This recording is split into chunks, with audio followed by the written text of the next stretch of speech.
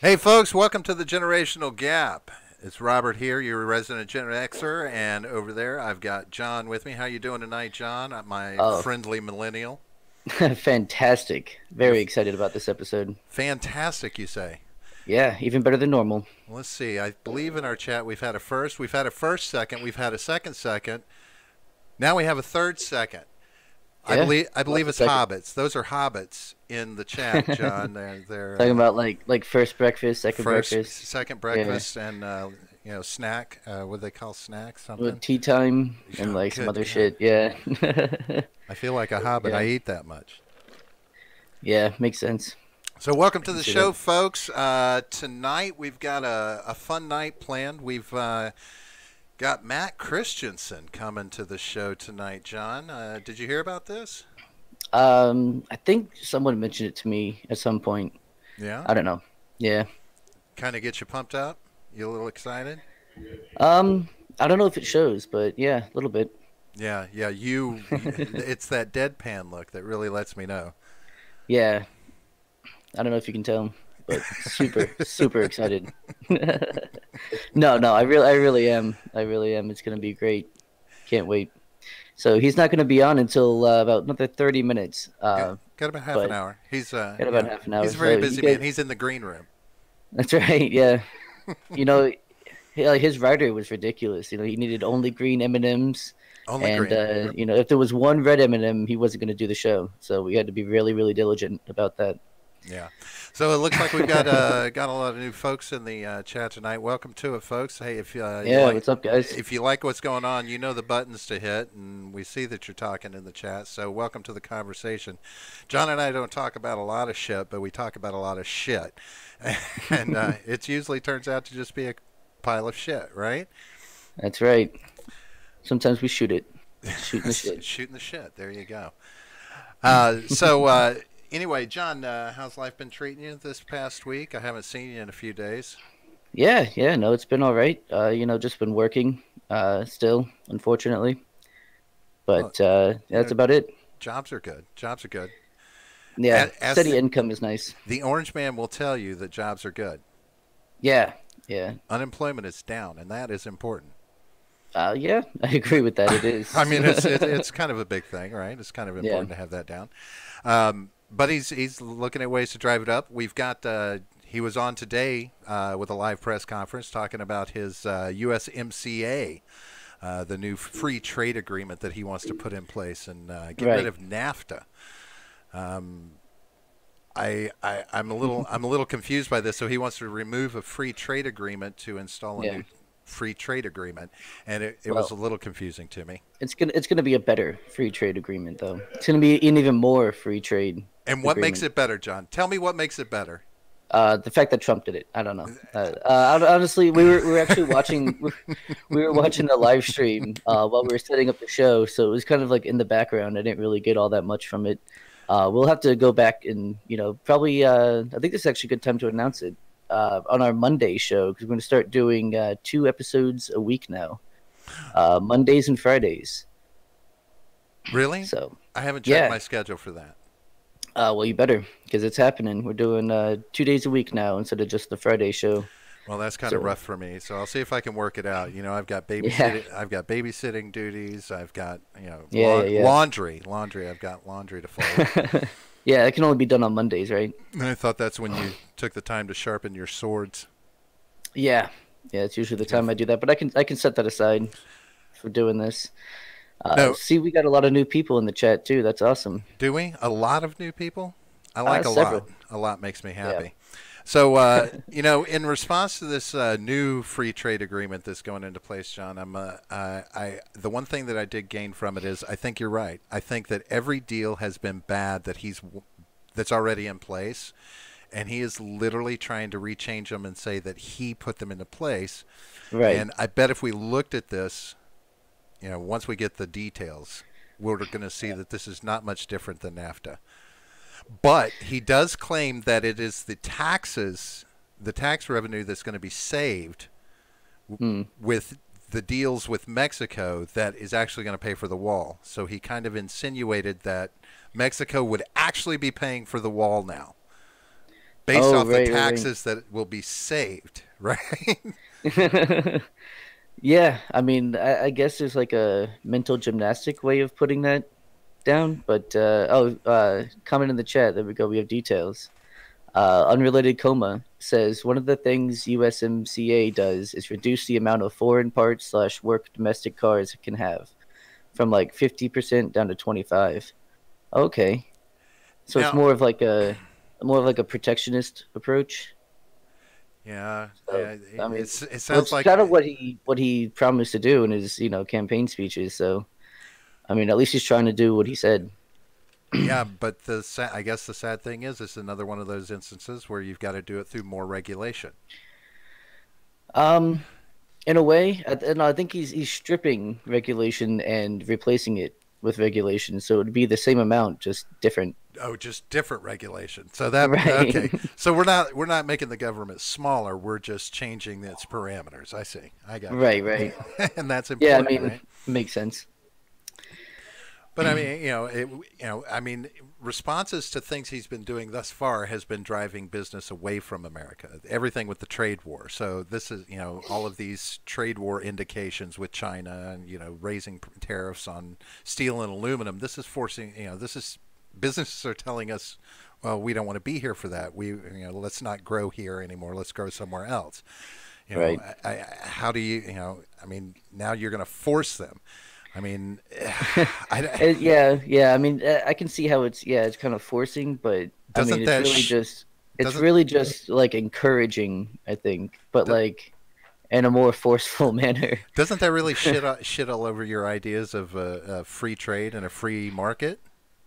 Uh, in a way, yeah, because I mean, a true, free market would obviously have no, tariffs or anything like that against foreign trade, so I'm not going to say I'm a fan of it. I haven't seen it yet, but I mean, it could be a good thing for the country.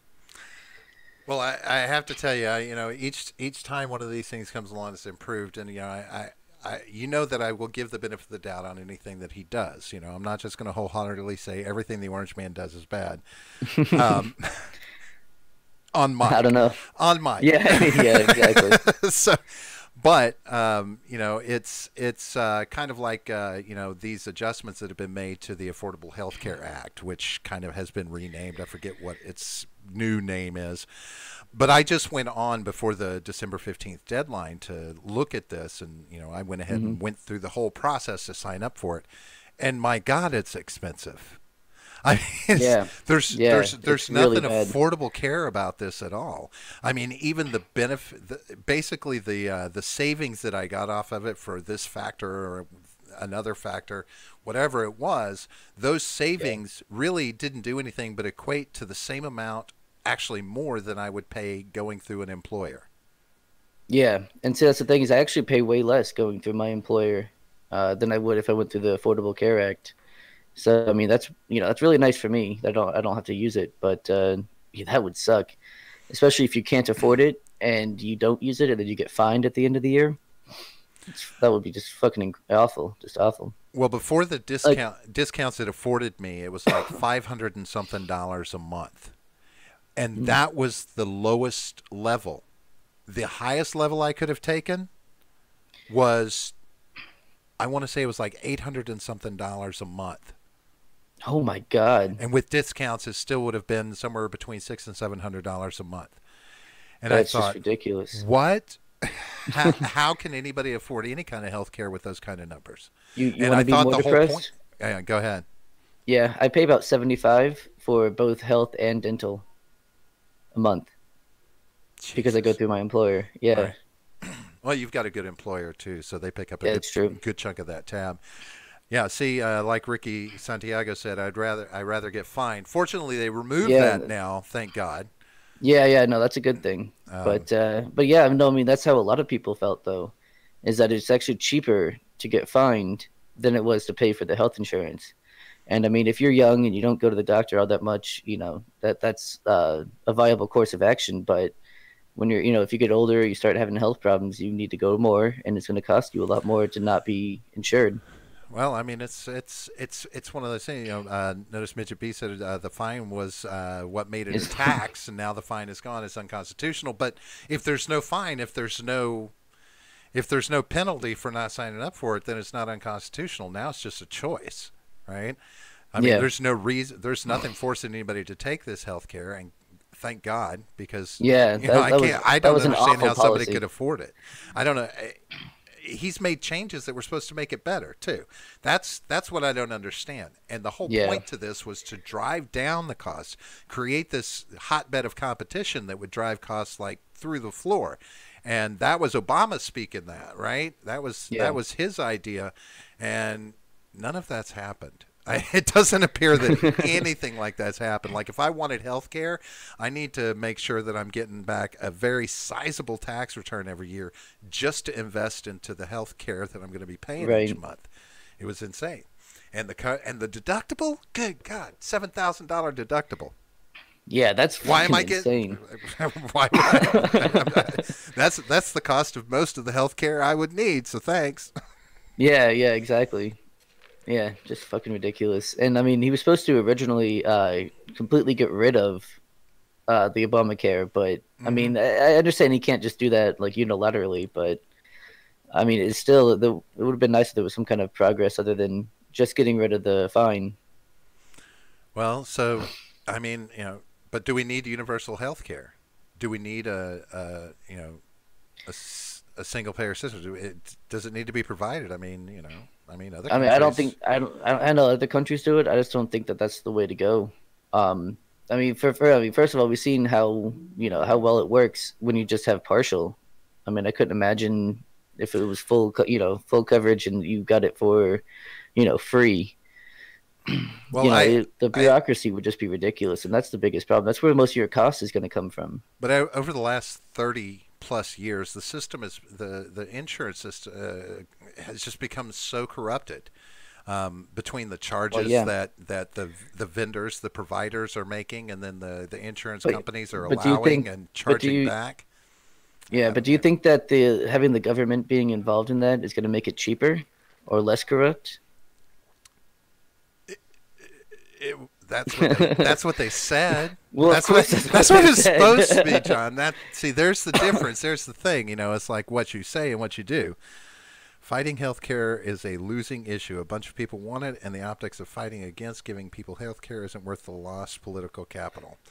I could agree with that to Yeah, a I certain mean extent. that's a good point, but I mean, just the cost to the taxpayer is just going to be ridiculous, and it's going to be a horrible system. I can't see it working. People are going to be more pissed off once they get the thing that they want, and then it's just going to be cause even more problems. Well, ultimately, you know, as long as we, the consumer, have to pay for health care, big farm and big insurance are going to continue into this chaotic Wild West scenario where they can pretty much do anything they want.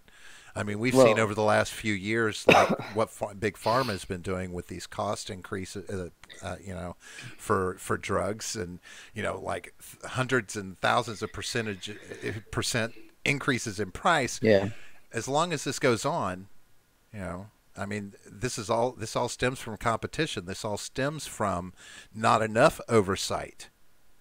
You yeah. know, And so I brought this up during the New Year's Eve episode we had with Jay Edgar, and so what I was saying was, you know, the insurance companies themselves are part of a big reason why medicine is so expensive.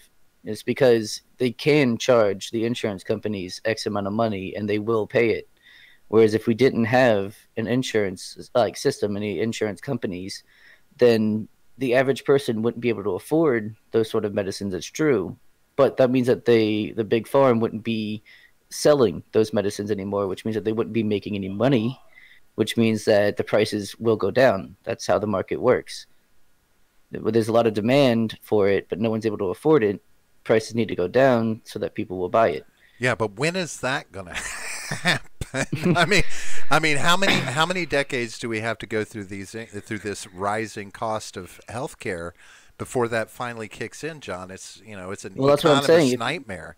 if you don't have the insurance companies who are willing to pay these exorbitant prices, then the prices have to go down because the average person can't afford it.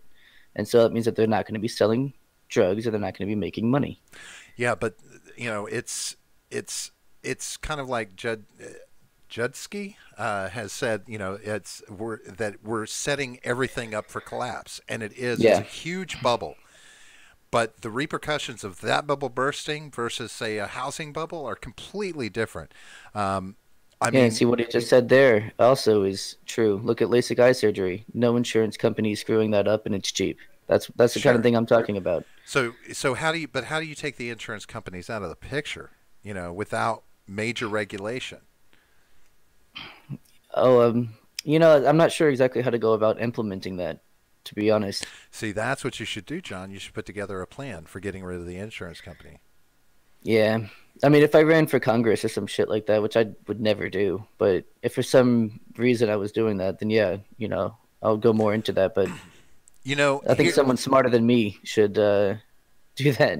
I can honestly You say know. that I think one of the things that creates so much cost, especially coming from big farm, is the allowance of having a patent on medicine. Mm, Medicine is for the people. This is, there should not be patents because a patent keeps anybody else from producing it till a certain period of time, and then generics can be made, right? So yeah. if there were no patents on the drug, okay, you created this drug, that's great.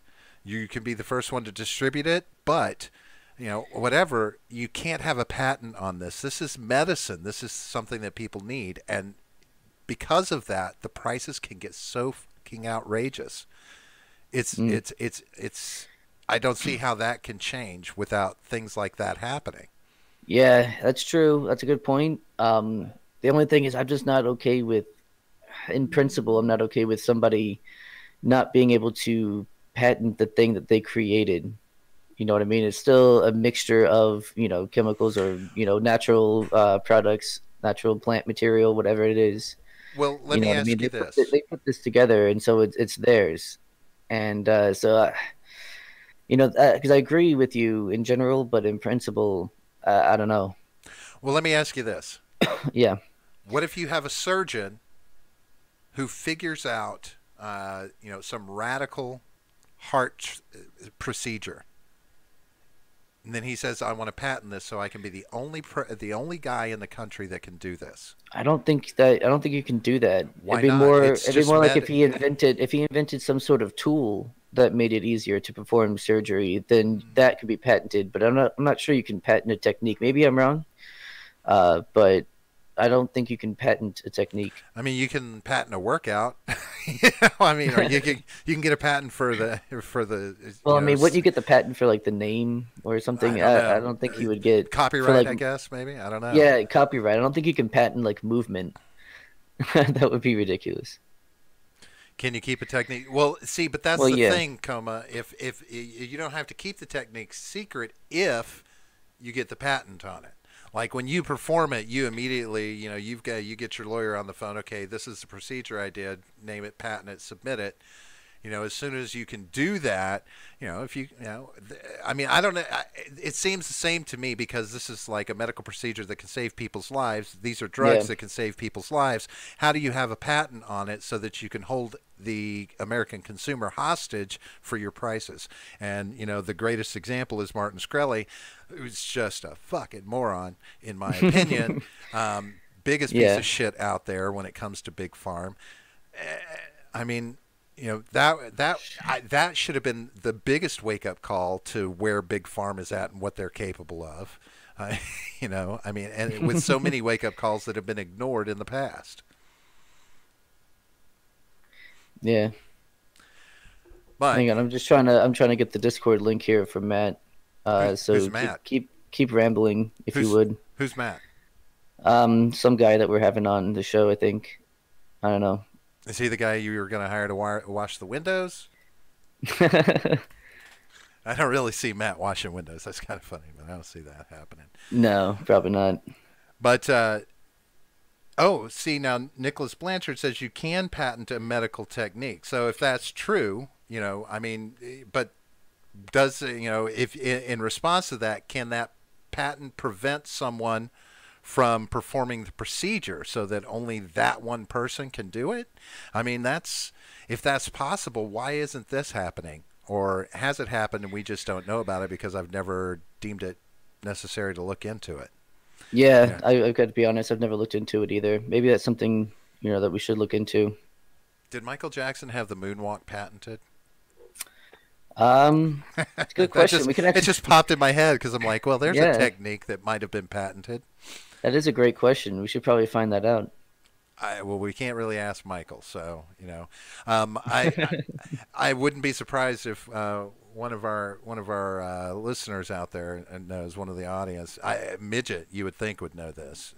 Yeah, he usually knows He's obscure shit like Yeah, this. this is right up his alley. Maybe Danger Baby will pop in and she'll know. Well, that's probably where he gets all of his smart information, is from Danger Baby. So Yeah, and he makes sense. and he just tries to take credit for it.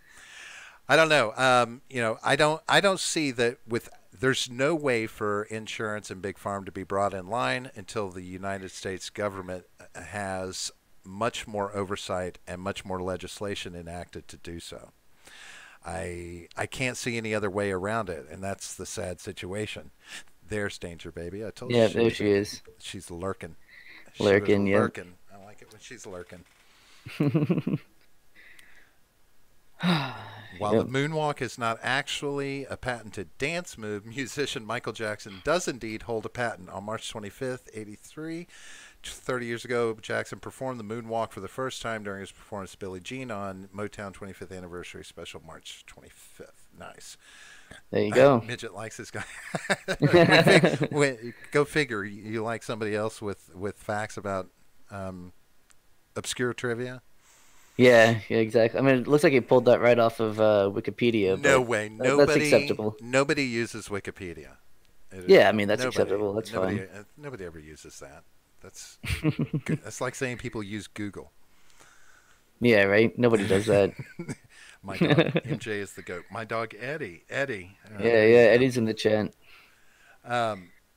So now that we know that there's nothing we can do, I will say this to you folks out there: avoid the Affordable Health Care Act, and if you do Yeah, have it, please tell me how you fucking afford it, because I want your job, because that yeah. would be really cool. Pedos love the wiki. Wow, midget. That's what I heard. It always takes. It's midget's always there for us, isn't he? Yeah, Uh, that's why he's got that wrench next to him. Hold on. Why does it always seem to be that midget knows so much about what pedos do and don't do? Have you ever wondered this? Maybe No, I maybe in the haven't. back of your mind. I try not to think about it. Paznak. Isn't that from? I believe that's a nice little card game I enjoy. I think that's something else. Star I'm not Wars. sure. Isn't that the Star Yeah, Wars card Pazak. game? Yeah, yeah, Oh, that's Pazak. Pazak. Not Yeah, Pazak. slightly different. I mean, not that I would know or anything, but No, not that you would know. slightly Fuck the ACA. Nice. I different. agree completely.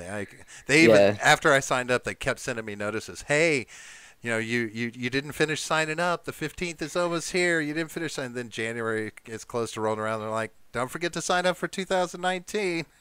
yeah. Did the prices go down? Fuck no. Fuck no, they I did don't not. think so. So, John, did you get our Yeah. buddy Matt sorted out? Not yet. Okay. Well, He's if you fail in all of this, oh, I know. I do not have an atomic bomb sound loaded, so you'll just have to But hear it in your own it'll head. be like that, yeah. Chuck Yeah, it doesn't appear in top chat. I just had to change it to live chat to see that message. So good job, Oh, man. You got censored. nice. All right. Is that our first person to be censored ever? Well, Maybe. I'm figuring midget's probably been censored a lot. Yeah, yeah, definitely he has. Top chat is for the weak. I agree, Judsky. I Yeah, agree completely. absolutely. I'm always in live chat. But so when it's all said and done, I don't get what's going on with it, and maybe I don't know. Maybe Matt has an opinion on it, but I'm not going to ask him about that. I got other things I want to talk to him about, and I know that you have a burning question to ask him. Oh yeah. Yeah, we have a lot of burning questions to ask Matt. As soon as we get him on, you just gotta answer the email. Yeah, God damn it. there's no emailing. If I had a favorite vegetable, it would be a turnip. Turnip. Danger baby. Danger baby needs her pills. She does. And I wonder how many medications she's actually on around midget. I mean, I'm sure it's extensive. Yeah, we'll never know. We'll never know. But Yeah. it's funny. We're talking about legislation and all that, and I told you earlier off mic. I was really surprised at just, good God, how long of a process it is to get anything done in this country in the first place. I was looking at off because reasons, Wow. reasons. Hopefully only good reasons. Like you Let's didn't hope need they them were good anymore. reasons, right? Yeah. She's still with midget. How could she Yeah. not still need him? Right. That's definitely still a good reason to have them. Do you mind if I smoke, John? Okay, good. Yeah, I don't give a fuck. I'm gonna tell Actually, you what you can and can't technically do you in your do. own house. Yeah, but shh, don't tell people where I'm at. Oh yeah, you're right. This is my safe for him. Yeah, you're in the bomb shelter right now. Dr. Cunningham laws. Americans are overly charged. Go generic. I Yeah. agree. Hey, Agreed. I have to say that Aldi, the grocery store chain. I don't know where all in the country they are, but I know they're all over here. Man, I tell you, there's some good food that comes from outside our country. I'm just saying. Like there's some good stuff that comes from Germany that I'm impressed with. Primarily cookies. Cookies from Germany are the shit. I love them. I'm just saying. I'm not a Nazi. Yeah. That's not what I'm saying. It's Oh, not. there we go. It's not swastika cookies or anything. All right. So we're about ready to have Matt on in just a minute. Yay! John finally figured something out. Yeah, I'm good at I was, technology and stuff. yeah, I was worried about leaving any technology in your hands. Fallout 76 was a fail, and I've heard this over and over again. I have not played Fallout 76, and because of what I've heard, I probably won't. Sorry, I'm a patriotic American, so I exclusively eat food from non-white countries. Wait, non-white countries. I'm going Let's through see the if I list of them. can. Are there any left? Word up to Pfeffernuss. Who? You What's a pfeffernuss? right? Wait, I know what Hassenpfeffer is. Do you know what What's that? Hassenpfeffer? No, God, Jesus Christ! no. Don't you ever watch any Looney Tunes? Like a long time ago Where's when my I was Hassenpfeffer? a That's kid. the big fat king wanting to know why Bugs Bunny hasn't finished fixing his Hassenpfeffer. That's And little funny. does Bugs know that that's fucking braised rabbit. Oh, is that German for cookie? Pfeffernuss? I'm Oh trying to yeah, no, remember if any of my. Midget B would actually know. He speaks, I don't think fluent German, but he speaks German fairly The well. ones that I've been eating, some they're called Speckelnat. A Speckelnat, it's like a gingerbread with almond slivers on it. Speculnut, it almost sounds like you're saying speculum, but I know that's not it because I know what a speculum is. You do See, know I'm what just get you know what a no speculum is, right? speculum. Yeah. Is that when you speculate about someone's frenulum? I believe that's the No, word. you're No, you're gonna need to Google it, John. It's the only way you're gonna get an yeah. accurate definition. I'm a little busy with something else at the moment. Really? But I think it's here we time go. you invite Matt to our chat. Do we want to do that? Do we trust Matt? Speculas. That's the name of the hot pepper's traditional German stew made from marinated rabbit or hare. Very good. See? That's what always confused. See, now Midget does know the speculum is an OBGYN tool. It's for spreading the vagina. All right, we're about to add him in right now. Here comes Matt.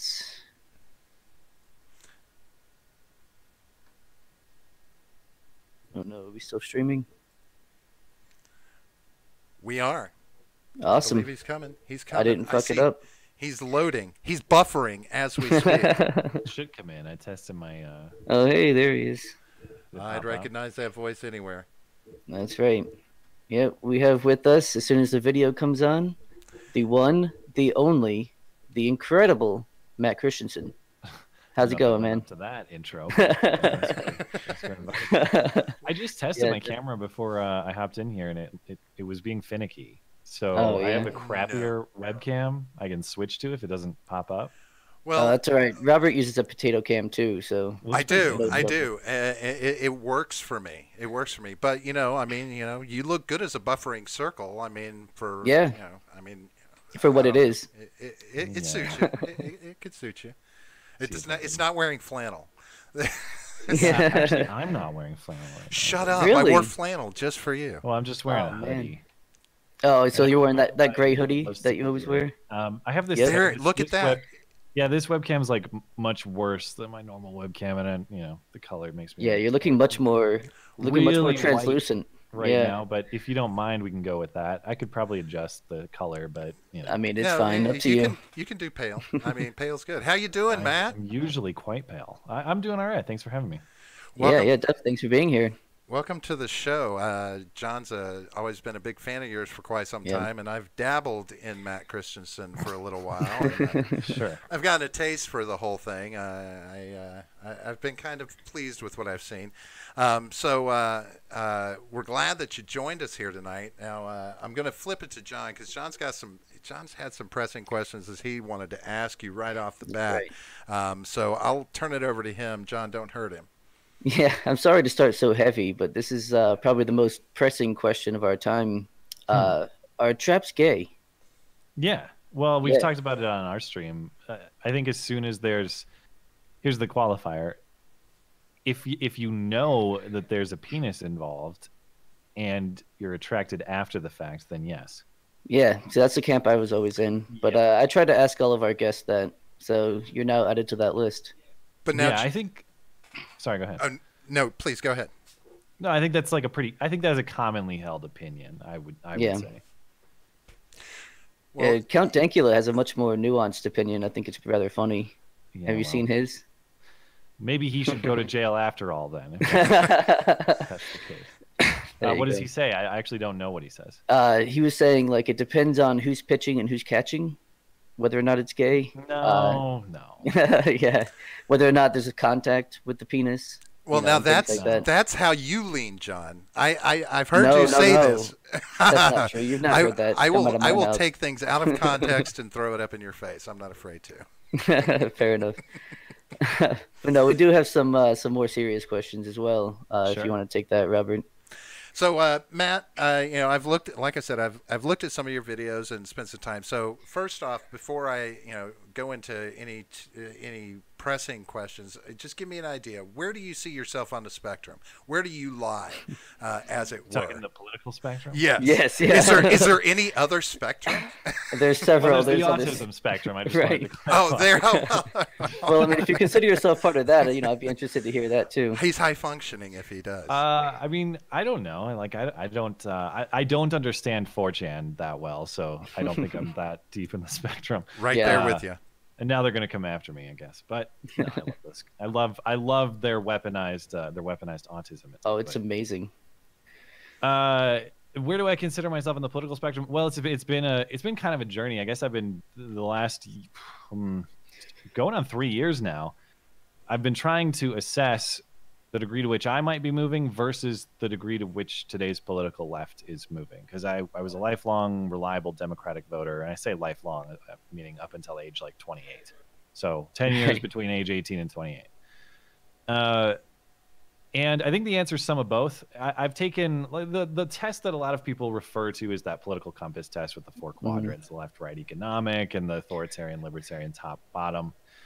And I used to be squarely in the left libertarian quadrant, the bottom left. I've since taken it most recently, probably like 2 months ago, 3 months ago. And I'm just inside the edge of the bottom right quadrant now. So certainly my views on economics have been changing a little bit. And I think that makes sense because what's been the catalyst for me is watching the creeping cultural authoritarianism of the left, something that I've always been wary of, and seeing how a lot of that translates into economics, into the way you interact in the market. And to the extent that I believe fundamentally in the freedom of the individual in terms of how you live and in terms of how we treat each other socially and culturally.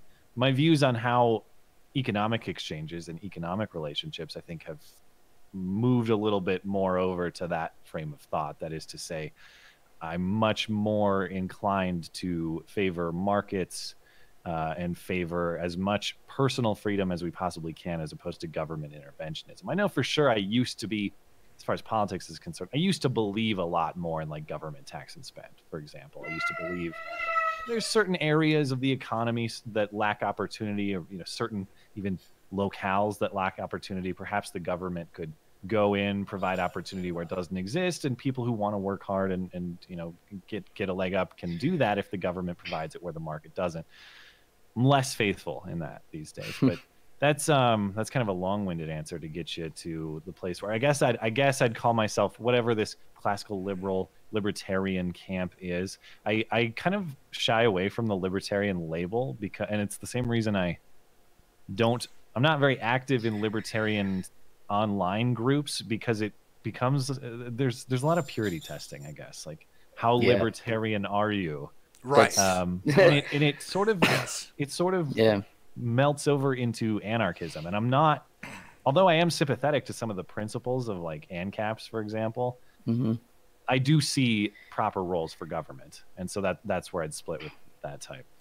And that's another problem I have actually with the libertarian label, is because I do give myself that label, but anytime you do, people automatically assume you're an ANCAP. Yeah. And that's not necessarily the truth. And then if you talk to another libertarian, there is that purity test. You're right about that. But there's actually a running meme where it's, instead of the no true Scotsman fallacy, it's a no true libertarian fallacy. Yeah, exactly. So as soon as you disagree, all of a sudden you're a statist bootlicker and, not a real, so it's pretty ridiculous. Yeah. And I'm not a big fan of labels generally. I try to stay true to principle, and I can tell you about the principles I believe in. But as far as labeling myself, less concerned with that. And I try not to label other people as well by the same token. Although, for comedy's sake, sometimes that. Well, of course. Oh, sure, yeah. But isn't it definitely becoming harder to label oneself really anymore, because there's, for want of a better term, there's so much intersectionality now that you really can't put a label on yourself, even from a political standpoint, because, hell, take myself. I'm very much like you. I'm older, but as I've gotten older, I've swung from that Democratic, mindset into a much more middle of the road, or even leaning more right, where, because I've got children, I've got a home, I've got all of these things that I have to think about. And I, again, understand the roles the government should have in my life. But it's, it's a back and forth. It really, where do you stand and how do you label yourself anymore? Because, hell, I still believe in certain things, legalize pot, but, regulate insurance companies. It's, I want some of both. I want my cake and eat it too. But how can you? And is there a label for that? Where do you go? Yeah, generally speaking, when I'm talking broad general politics with people, I'm much more interested in understanding the principles that guide their decision making than I am in their labels or anything like that. And I think that's one of my biggest frustrations with the left, as I've been exiled from them or whatever the hell happened, is I have plenty of disagreements with people who, on issues of policy or issues of philosophy, but they can articulate to me their kind of foundational principles and values that they use to make the judgments in their life. With today's left, it seems increasingly that every single policy position or judgment is based on convenience or based on something made up on the spot, as opposed to a foundational principle that they stay consistent on. And that's why it's really frustrating to deal with what's going on the progressive left right now. Well, how much of it do you think is this cultural authoritarianism, as you said? How much of that is impacting what our government is actually doing, the thoughts that they're having and the directions that they're going? All of these cries that we're hearing from every cultural group out there is really muddying the waters and forcing the government, in my opinion, to sit around and worry about shit that doesn't matter when there are real issues that need to be solved. Yeah, there's that. As someone who cares about just being as individually free as possible. The interesting thing is that I don't really, I know we just saw the new Congress come in, and there's some loonies. I've seen the clips of the stuff they're saying. This new Congress that's sitting down now. But generally speaking, I don't view a lot of the threats to my own personal liberty as being within the federal government. That said, I'd like to minimize federal government power. But when I think about what's going to affect my life tomorrow, as far as my ability to speak online and my ability to do what I do, it's really not government actors that I think about. It's a lot of tech firms these days. It's a lot of just like social activists who want to bully people into line, that sort of stuff. Like the battle of freedom versus authority, or libertarianism versus authoritarianism, I think is much more of a cultural fight now than a political one. Right. And the battleground has shifted into like these, I guess, technically private markets, private places of business like YouTube, like Facebook, like Twitter, all that sort of thing. Well, that brings up, brings to mind for me Patreon, for example, which you've recently, discussed on your program, even going so far as to, having your phone, talking about your phone call that you had, the transcript of that I have. This is our cultural warriors out there causing these issues. I mean, most of this stemmed from ultimately one source, right? We can go back to the squirrel. This is the best I can refer to him as. Tim Squirrel. Well, we don't know. He's definitely playing a part, but it's hard to pin down. Like, to what degree is it the mob, like the Tim Squirrel type guys? To what degree is it the ideological preferences of payment processors like PayPal, MasterCard, the rest? Is it exclusively one and not the other? Is it some type of mix? It's really hard to pin down. And even in that call with Jacqueline Hart, I tried to clarify, are you saying that you're making these decisions exclusively on your own behalf by your own volition, or are you saying someone's pressuring you to do this? And she wouldn't really, she said definitively, we made the independent decision to ban Sargon, but then she'd go on and explain all these external factors that to me are irrelevant. If you made your own independent decision to do it anyway, then the external factors don't matter. It seemed like it was more their decision to bend the knee. It was exclusively their decision to bend the knee. Yeah, kind of what she was trying not to say. Yeah, and I wish, like, for Patreon's sake, I can understand a situation when they talked to Robert Spencer, that tweet that's circulating now where they said, sorry, Robert Spencer, MasterCard made us ban you, basically. The implication in what they wrote in that tweet, they used the word unfortunately. The implication being that they didn't necessarily want to do this, but MasterCard made them. If Patreon came out and said, listen, there are these payment processor powers that be that say you're going to ban people off this platform or we'll cut you off, period. We got to abide by their rules in this instance, like in the Sargon case. However, we strongly oppose what they're doing, and we're going to do what we can to make some kind of alternative here so that we can preserve a place for creators to have a safe livelihood and for people to make free decisions about who they want to support or not. If they said something like that, people like me and perhaps you guys would be like, all right, I get it. I mean, this sucks for Sargon. I'm sad that he has to take the hit on this one. Yeah. But I understand where Patreon's coming from, and I'd be willing to work with them to fight back against this kind of stuff. They haven't said that. Instead, they did exactly what you described, which is, well, they came to us and we decided that they're exactly right, so it doesn't matter. Right. Yeah. Well, so then I'm curious to know, do you think that do these entities, MasterCard, PayPal, and I'll just go ahead and lump them all into one category, the money misers, the banks, are they that worried about what cultural influence, all of these cultural influences enough to tell someone like Patreon to deplatform people? Why would they give a shit? They already have all the money. Right. All they're going to do is make less money. I mean, nothing else is going to change. Yeah, this is the thing that's fascinating to me, is at some level we have all of, whether it's banks, whether it's Silicon Valley, social media companies, whatever, we have a lot of businesses in this country that have decided they care more about upholding an ideology than they do about making a buck, which is very bizarre and kind of undercuts a lot of my personal policy preferences about, like, you know, baking the cake, for example. I don't think Patreon has to bake Sargon a cake necessarily, but when Sargon goes over to the next bakery, you don't get to go meddle in that bakery and say, no, you're not going to bake the cake either. That's not the way the system works. So why is it that we have apparently a whole series of businesses that care more about upholding their worldview than making money? Maybe they care about it that much, but the other part of this story that I don't have any information or insight on, but puzzles me, is maybe they have all the money like you're describing. Maybe it is that just that they're so big and rich that they don't care about the X%, the tiny fraction that Sargon or whoever represents. But at the end of the day, the investors do.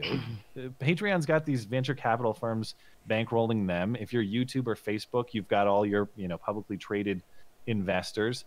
If I'm an investor in these companies, I'm going to say, you owe me the maximum return possible every quarter. Do you think you're going to do that by banning people and pissing everyone off? Stop doing this. And we've not seen investors with any kind of negative reaction to this sort of thing, at least that I'm aware of. Yeah, that has been surprising to me as well, that really there's, you know, even somebody like PayPal not coming out and saying, you know, taking, you know, credit for this. You know, if Patreon is going to default to pointing the finger at somebody else for their mistakes, well, you know, why doesn't somebody stand up and say, you know, whenever the NRA, you know, had some issues and all these companies were dropping NRA member discounts and this and they were not afraid to say it, right? You know, we're dropping this. We don't want anything to do with it. Well, I don't understand why these companies aren't standing up and taking credit for it. You know, if they were actually behind it. They might have something to do with it, but the other fact that kind of blows a hole in the idea that PayPal or MasterCard are uniquely pressuring Patreon is the fact that, like, Sargon still has a PayPal account. You know, so if PayPal was like, no PayPal services for Sargon, presumably the first step would be banning his PayPal account. I can't recall if he said it specifically. I think he said he has a MasterCard too, but I don't know if that's true or not. Let's assume he does. But you would think that if these payment processors are the driving force, that they'd start with their own house first and say, you're banned here, and then we're going to chase you around a little bit more. That's not the sequence of events. So it doesn't necessarily make sense if the payment processors are the ones solely driving this. Well, if any of this, if all of this together seems to me like the precipice of a very steep cliff. Like, I'm starting to see more of this social and cultural awareness affecting businesses, affecting, you know, even new media. I mean, you know, this is not the first time this has happened. We're seeing people being deplatformed from various arenas based off this cultural influence. And so my question is, is there hope for new media to continue and grow and survive this cultural landslide that seems to be ready to dominate free speech ultimately? Yeah, I think there is, and I think you can put your faith in two things. One would be the market. The demand for this type of media is so high that people are going to find a way to consume it. If you guys are like me, you want to watch material like your show or maybe my show or anybody else. I don't want to turn on CNN. Maybe for something, maybe to see how they botched a story, maybe to laugh at their drunk New Year's coverage, but I don't want to consume it for intellectual purposes. You know what I mean? That's not the role that's not the role it plays in my life. So the hunger for this type of material is there regardless of how many obstacles get thrown up into it. And the other reason to have faith, I think, is just human ingenuity. This is another classic example of whether it's government or whether it's business interest trying to regulate stuff that people like, things that people want to get. It's like you can throw up one obstacle, but someone creative is just going to figure out the shortcut around it or the way around it. It always happens. And I think it's going to happen in this case. Does that mean that the present is going to be easy or maybe even the next year is going to be? I don't know. I'm prepared for a bumpy ride, man. Like I'm prepared to hunker down and survive until a more stable home for stuff like this is established. But the demand is there, and I believe in human creativity, especially on the internet, dude. It's like everybody all it takes is like one guy with a genius creative idea who can get in touch with. I mean, you heard Ruben talking about it on his stream. What was it, yesterday? I was listening in, and it's like all the people emailing him with ideas that apparently he's talking to today. Anyone can get in touch with anyone pretty easily, and all it takes is like the one guy who's got it figured out. Suddenly you've got a whole, you can change everything at that point. And so, I do think that's the greatest advantage of new media versus the legacy media, is that anyone can get a hold of the people that they watch, the content creators that they watch, and can give them feedback, ideas, or hold them accountable if they mess something up or they do something unethical, whatever it is. That's one of the most fun parts about doing absolutely this. You hear Blonde and I talk about it on our stream frequently, and it's the fact that, like, I mean, I enjoy doing this for intellectual reasons and for reasons that I hope are beneficial to society and all that. But it's also a community. Like our little show is a place where people meet. You know what I mean? I've heard tons of stories of like friendships established, romantic relationships established through it. I'm personal friends with a lot of people that listen to the show and know me through that. Of course, I met you through the show. Right.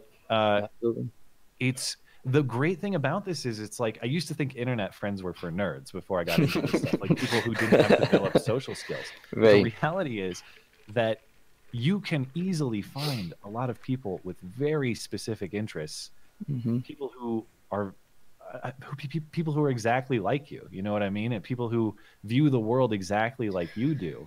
And I that's one aspect of doing this I didn't expect, that you'd be able to find like really meaningful friendships doing this. And I feel like I don't know, like I disproved my old self, because a lot of, if not all of the most meaningful relationships in my life now, outside of my parents and my direct family, have come to me through this. How cool is that? That's really awesome. Oh yeah, it's amazing. So do you have any fears that even someone as large as YouTube might capitulate to this kind of pressure? I mean, I can't imagine it happening, but still, you know what I mean? My whole strategy after the Patreon debacle in regards to finances, but even just in regards to an online presence, is diversify. Like, I'm not going to trust any one platform. And I've got smaller video platforms that I post my stuff to. Granted, the numbers are minuscule compared to YouTube. Pretty much everybody's on YouTube. Right. But the point is, when that day comes, which it could come for any one of us individually, or it could come for all of us collectively, you got to be prepared. But I would say the same thing to that I said previously. That you can erase a platform, but that doesn't erase society's hunger for the material. To the extent there's demand, it will find a home. So I'm not that worried about it. My philosophy previously was more like, well, worry about that. We'll worry about that problem when we get to it. Now I'm trying to be a little more proactive, because I've seen how ridiculous this is. So basically anybody that comes to me, it's like, hey, I've got a platform. I'm like, all right, I'll sign up. The problem is now I have like 100 links to send to people instead of like one. But makes a pretty big business card, doesn't it? Well, I don't have those either. Well, those are an old thing from way back in the day. Yeah, so. Well, or I like to give off this impression of like a duct tape production. That's the term I use frequently. Yeah. So I try to avoid anything that's like overly professional. Business cards, I think, would be one such example. That's true. But wholly appropriate, I would think. Yeah. It's I love doing this as well. I think it's a great medium.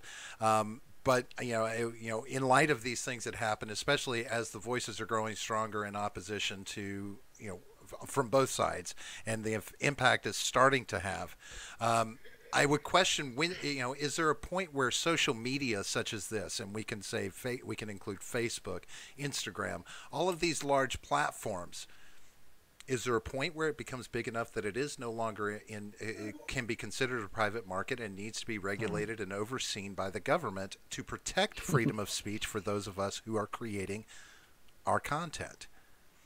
I think that's the $1 million question that this year's going to answer, to be honest. I don't have this clearly thought out in my head. And it's interesting because I was just talking about this exact question earlier today. So I feel like I'm rehashing it, and I have to find a specific answer, but I can't. generally speaking, I would like to see a private market solution to this sort of thing. I would like competition to solve this problem. That said, the infrastructure necessary to create like a YouTube competitor to process video on the scale necessary, or the infrastructure necessary to create your own payment processor, these are Herculean tasks. They're not as simple Absolutely. as making like a neighborhood bakery. There is a difference. Oh yeah. And I understand that. You also have to think about the proper role of government. As I said, I'm not a person who believes there's no legitimate purpose for government. To the extent that I believe in and want to uphold the free market, perhaps there's a government role for interventionism in monopolies or other sort of measures that foster competition, foster a free market, discourage monopolistic or cartel behavior. And I think if we're not there already, there's evidence, at least circumstantially, to believe that's what's going on. It's like, am I mad at Jack Conte for banning Sargon? No, he can ban him for any stupid reason he wants, and the market should decide if Jack Conte is rewarded or punished for that sort of thing. But the deal is, once Sargon goes to Subscribestar, we all go with him, man, and Subscribestar gets a chance. Instead, we've got this cartel saying, no, Subscribestar will not be a thing. Too bad. Well, Right. at that point, we don't have the kind of competitive forces that we'd like to have.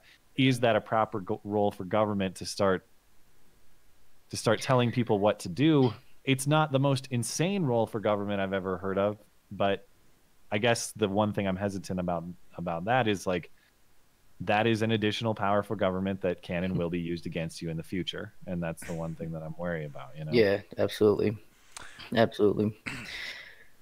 Midget B actually brings up a good point in the chat there, about enforcing antitrust regulation. Yeah. Do you think that they've violated antitrust regulation? That's above my pay grade, man. I can't give you a lawyer's answer. I know. I mean, I know that I've heard references to breaking up monopolies, government breaking up monopolies in the past. I don't know. I do know. I'm sure this person's familiar with YouTuber law and him making the case to the FTC that that's what's going on. But I got to punt to guys like him who are doing the thorough research and have the legal background necessary to answer that kind of question. Well, that's where I ride the fence, because and it was pointed out in your call with Patreon. I believe she said that they were not a free market, right? Yeah.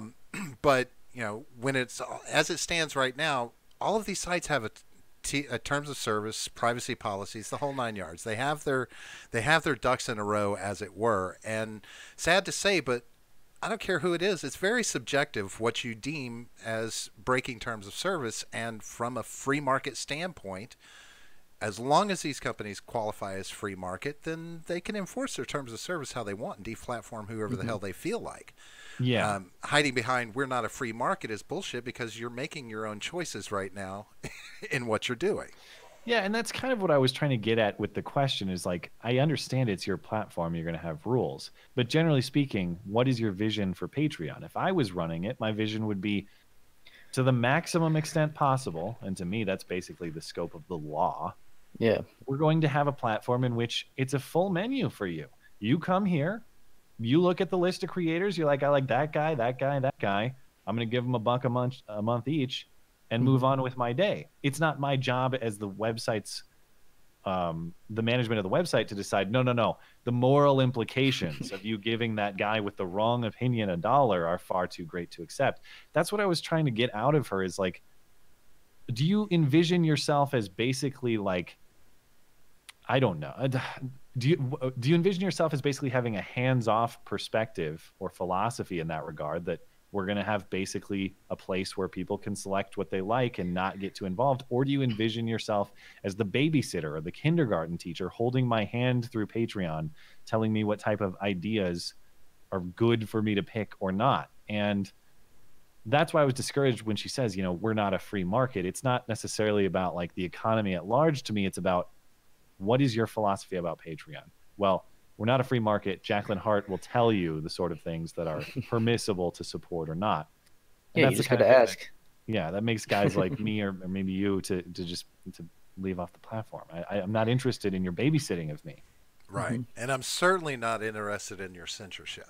Right? I mean, to be honest with you, I mean, that's one of the things that we rely on is that lack of censorship and, being free, open to free creators, that want to say their piece. I mean, it's just one of those things.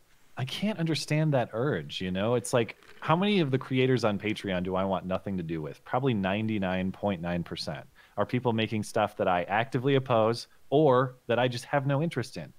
But do I have the urge to like lobby Patreon to make them stop? It's like, no, if I strongly disagree with them, perhaps I'll discuss why. And perhaps I'll try to convince people why their ideas are bad or something like that. I have no desire. I don't even care. Like communists out there, people, as long as you're not advocating violence or otherwise breaking the law, there's no such thing as an idea that I think you should be punished for having. It's kind of interesting. I've entertained this concept in my head before in video and just throwing ideas around. Like, is there a such thing as an immoral idea, an immoral belief? And I think that's kind of a question that's at the heart of a lot of this behavior. I don't really think there is. I think morality is more structured around the way you treat others. You're entitled to your own thoughts and they're uniquely yours. Therefore, you can't abuse somebody else with your own thoughts as long as you're not calling for the harm of them. Well, I think that's the problem, though, Matt. I mean, we are presently in a society, in a culture that is, as soon as you voice that thought, that is a precursor to action, and it is a definitive guide to who you are as a person. Yeah. Even if it's said sarcastically, even if it's taken out of context, those define you now. That is who you are. I mean, and it doesn't matter how far back they want to go. They will pull it out and they'll say this is you.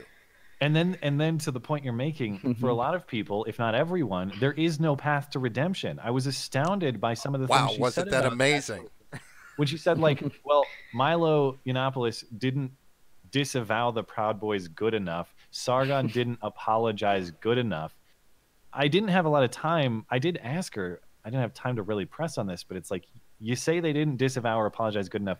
Tell me what it would look like for a good enough disavowal. I'm pretty sure apology. I'm pretty sure you did ask her that. She just kind of evaded. Yeah, I'm saying like I couldn't pin her on. You couldn't press her on it. Well, in looking at what she said about Sargon, though, I distinctly understood it to say if he had come to us and groveled, I don't give a shit if he apologizes to anybody he offended, but if he had come to us groveling, that might have done something for him. And it's like, well, you weren't offended.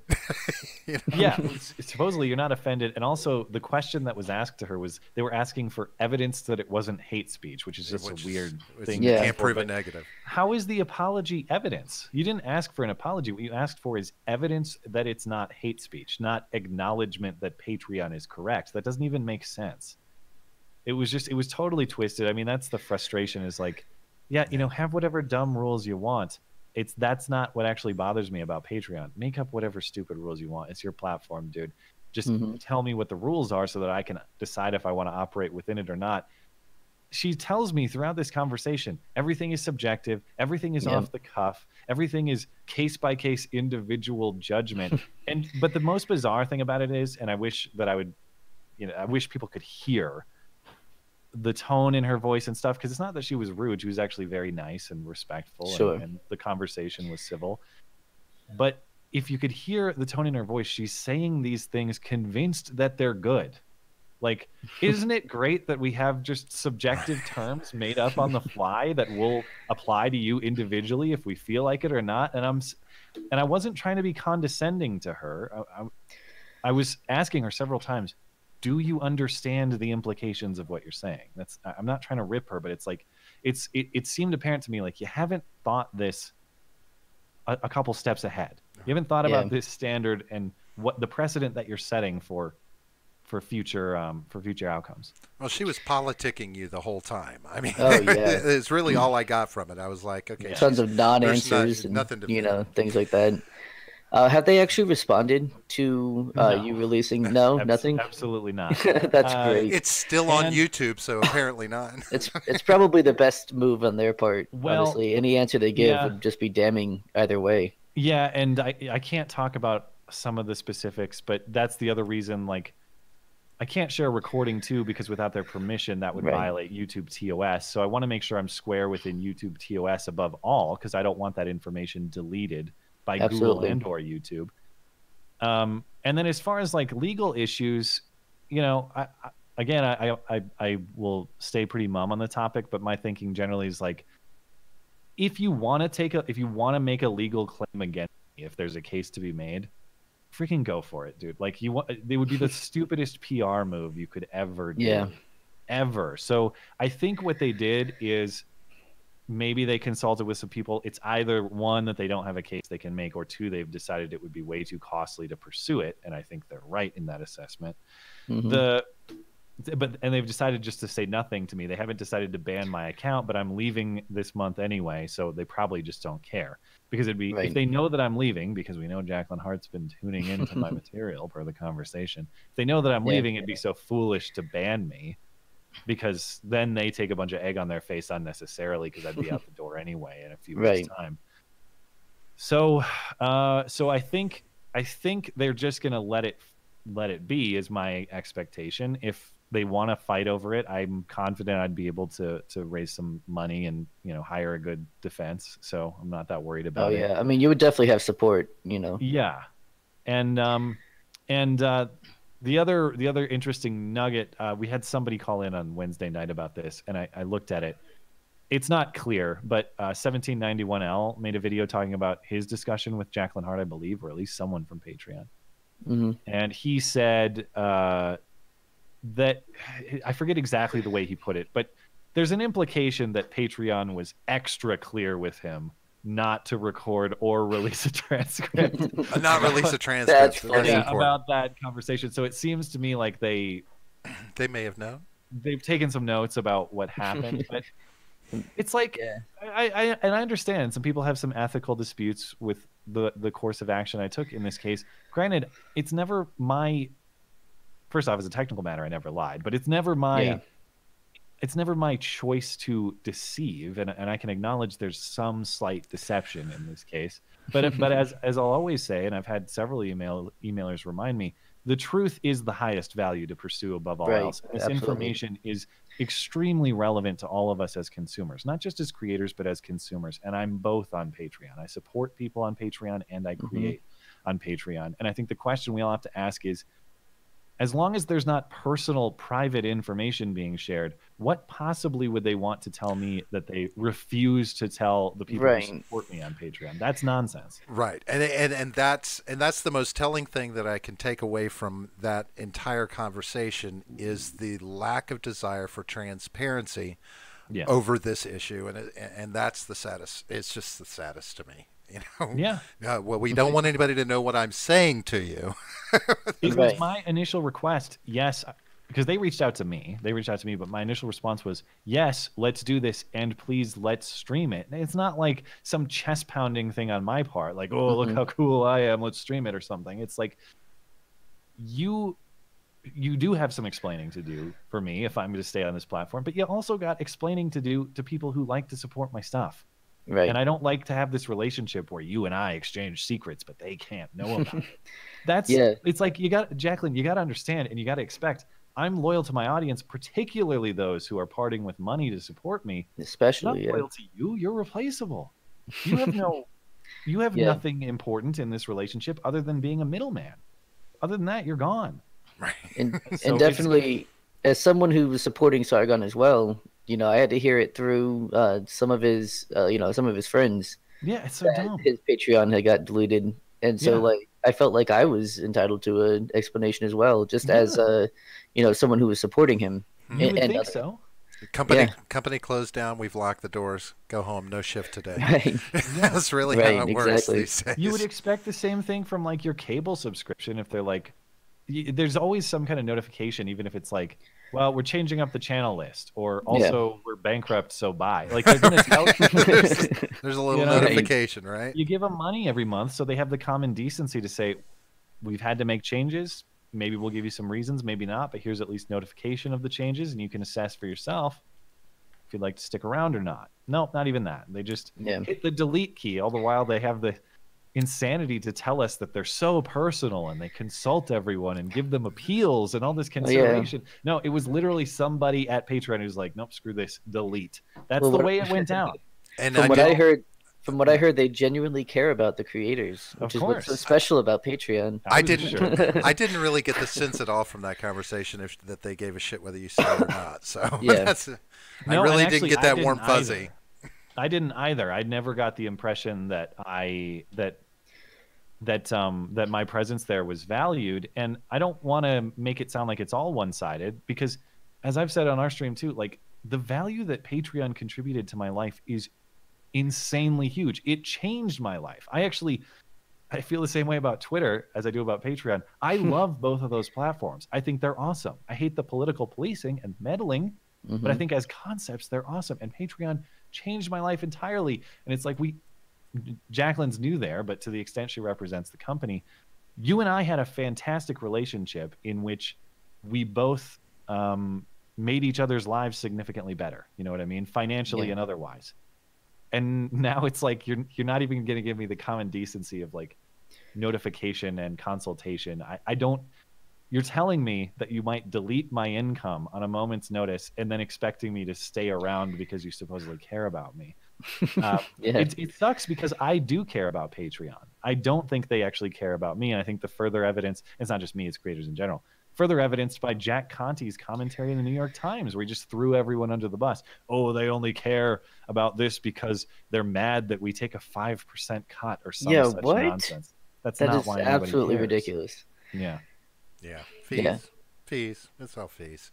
I mean, anyone who believes that, though, just doesn't know what's going on, and I think that's kind of what he was going for. Yeah, it seems so, because that New York Times piece got fundamental pieces of the fact pattern wrong. Like, Jacqueline Hart is quoted in there as saying, you can't say these words on our platform. Well, one, they weren't said on your platform, and two, that contradicts everything you've said previously about context being key. If you can't say these words, then context is irrelevant, and you have totally undercut the case you've been making elsewhere.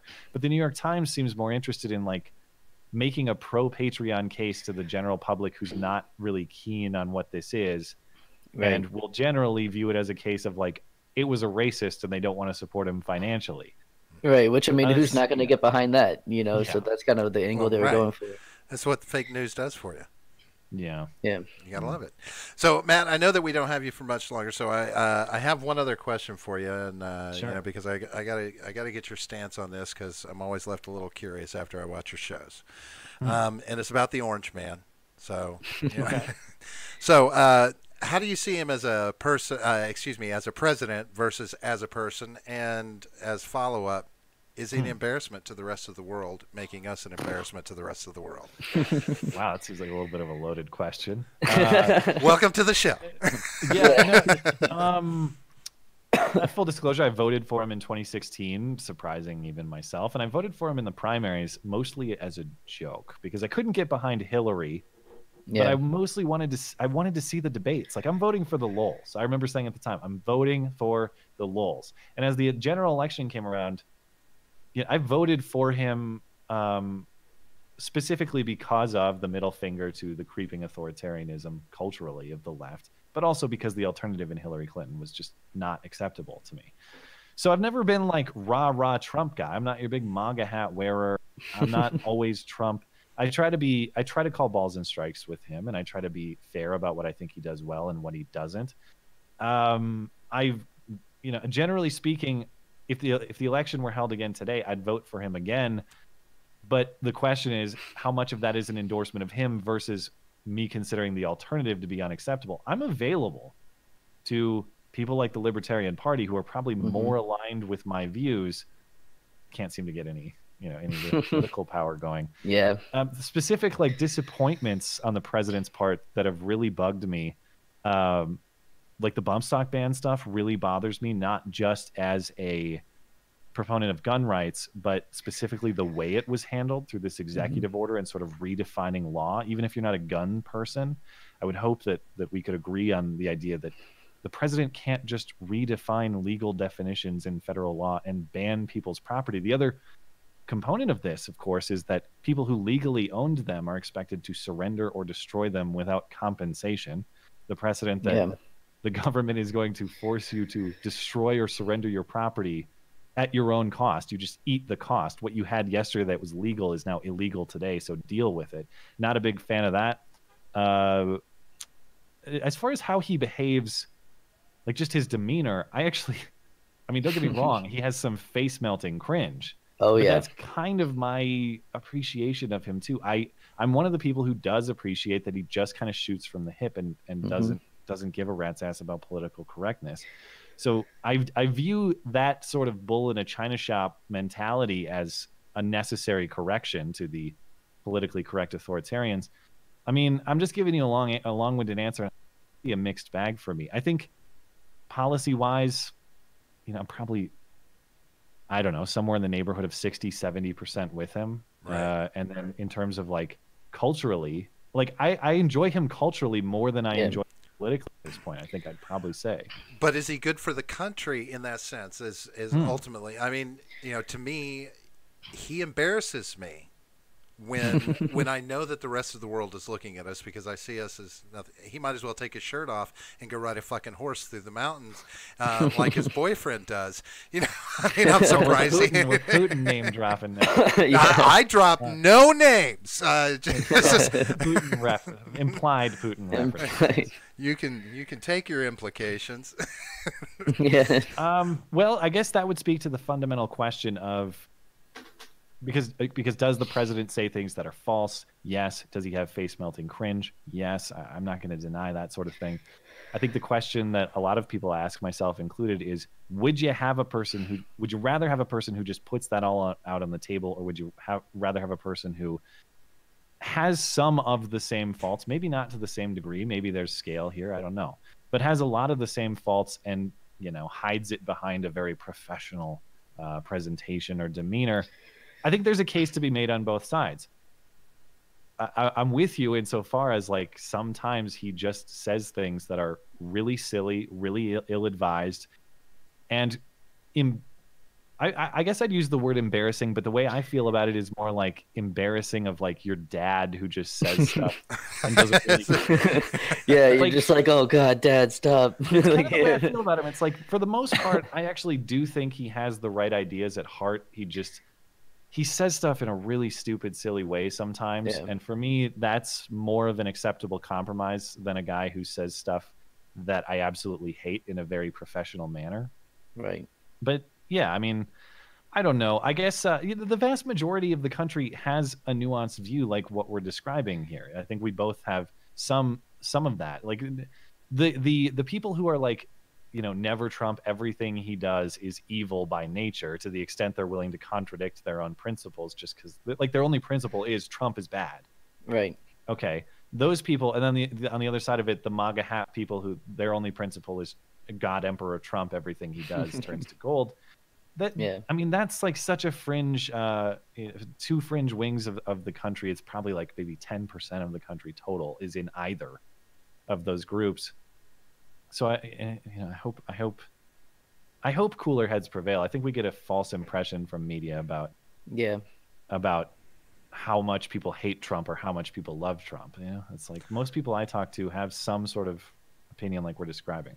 Yeah, I think most of my my disgruntlement with him, and I've talked with John about this. I'm much like you. Yeah, he does some decent things with policy. But I was raised across generationally, so by my grandparents as opposed to my parents. So, and I'm 50 years old, so they were in their 70s, et cetera. So they come from a time where, I mean, there were certain values and expectations and standards in this country, and it can go into a whole discussion about the misogyny and blah blah blah blah blah. But we had values and standards that we tried to present to ourselves and to the world, and I think we've even it's not just Trump, but over the last 30 years we've moved away from those, and he is just like the final kick, taking us out of that value system that we used to hold so strongly. And it's interesting that the degree to which he has deviated from, I guess, standards of decorum or professionality, or however you want however you want to describe it, has made him basically Teflon, has made him like impervious to criticisms of character and stuff. And I talk about it on our stream all the time. It's like, oh, new information that Trump was like, that Trump was a philanderer, or Trump like cheated on his wife, or Trump did this, or Trump did that. And they're like personal matters that are ethically suspect, or just like, dirty or gross or whatever. It's like, yeah, I mean, throw it on the pile, dude. Like, I just don't care. It's funny, like an accusation of infidelity with your wife matters when it's someone like Mitt Romney. Like, you'd be shocked. Yeah. But when it's Trump, it's like, yeah, I know. Like, I didn't care when I voted originally. It's I don't know what the implications of that are. It's like, is it good that I've come to accept that? Maybe, maybe not. I guess the thing I keep returning to, like I was saying earlier, is I just want to be clear on the terms. And for the most part, I think Trump is a pretty straight shooter with the terms of who he is and what he wants. Mostly. Granted, he does some deceptive things or says contradictory things from time to time. But I don't think for the most part that he's up there doing some like dog and pony show trying to trick people. I think that's the real guy saying things he really believes. And that's scary. Well, sometimes. A lot of the time, in my judgment, I think the judgment of a lot of people, I would prefer that to someone who I believe to be acting with deceptive intent. Someone I believe to be trying to, I don't know. Hillary trying what? To fool you. I'm not name dropping. Exactly. But someone I believe is acting with a lot of things hidden behind his or her back. Let's put it that way. Okay. Sure. I guess I can kind of get behind that. Maybe not. I just want him called out on his shit. I just want the real shit. If he's corrupt, I want to know. I understand that we're spending a lot of money on it, but I just want that out of the way. But it's coming, I don't know, man. That Mueller report is coming. Well, yeah, you saw that they got it got extended another 6 months. God. I think. I heard the expectation was March. The last time. Yeah, I think I just saw something today that was saying that they got extended for another 6 months. I know that's what I said. But they only get They can only have 1 6-month extension, so they can extend it for 6 months in the public interest. If public interest is high enough, which apparently it is. I mean, it's going to be good timing for right in the middle of the the next campaign, the next election season. So I'm excited for this one, man. Now that Warren's the Democrats are piling on. So I'm fascinated to hear those debates if she ends up being the nominee, but I don't think she will be. Who else do you think can have a chance, or will? If I was going to predict who's going to run, like Kamala Harris is going to run, Booker's going to run, Cory Booker, who's going to run? Outside chance Bernie, but I doubt it. I'm the pick they want is Biden. I'm not convinced he's even going to do it, but maybe. No. God, man, when I start thinking about the field, it's like, well, maybe Warren does actually have a chance because their field is so boring, just so lacking. We were talking about it on the stream the other night. Even their polling shows like their number one polling preference is somebody new, and I think that's politically smart for them. I don't think they should pick people who are pretty unpopular in their establishment. But somebody new has to be a person. It can't be a hypothetical. Right. I don't know who that is. Well, I'm expecting there's going to be somewhere between 15 and 25 Democrats up for the primary. They're going to throw every bit of shit they can at the wall and hope something sticks. Which is kind of why the Republican primary in 2016 ended up being somewhat of a clown show. I loved every bit of it. I loved. It was great. This guy's a con artist and this guy's a liar, or whatever he said, or choke artist. This guy's a choke artist. This guy's a liar. The theater was great, but in terms of like what it meant for the party and what it meant for the country, I'm not sure it was beneficial to have like 27 people involved at the start. Well, do you think now that Trump's campaign and the RNC, he has melded them together as one? To they're not going to have separate actions. Do you think that's going to impede any Republican candidates from trying to usurp him? I think Trump. I think any candidate, whether it be like a Romney type, or I don't know, like any of these, like the Jeff Flake types, the sort of never Trump wing of the party, I don't think they have any shot of successfully primarying the president. I think they'd be politically foolish to do so. But I do think both the Republicans and the Democrats have important fractures to confront. One, on the Republican side, there are a lot of people who are conservative and still have the same dislike for the president that you do on grounds of character or otherwise. And I think, the question of how successfully Trump can unify the party and motivate them to get out and vote for him again remains to be seen. On the Democratic side, they have a real problem between like these skeletons of their establishment, the Nancy Pelosi's of the world, who probably died 10 years ago and have been reanimated, that sort of thing, versus like the young wave that they have with like the Alexandria Ocasio-Cortez types, who, in my estimate, I mean, honestly, I believe these people to be teetering on communists in terms of their economic worldview. And I don't think the old guard of the party is necessarily down with how far they want to go in their economic plans. And I don't think the ultra progressive youth are really thrilled about the old guard either. Yeah. So I'm not trying to rip on the Democrats necessarily. I think both of these parties have serious rifts they have to address. And whoever rises to that challenge the best in 2016 might come out the winner. And I think Trump and the Republicans are going to have to be serious, because you have to acknowledge, yes, Trump won big in the Electoral College and all this. Yeah. The reality is he benefited from very low Hillary enthusiasm. You get somebody who's like 2% more charismatic, all of a sudden Pennsylvania, Michigan, Wisconsin, they flip, and you've got a Democratic president. So I wouldn't roll into this super confidently from the Republican perspective either.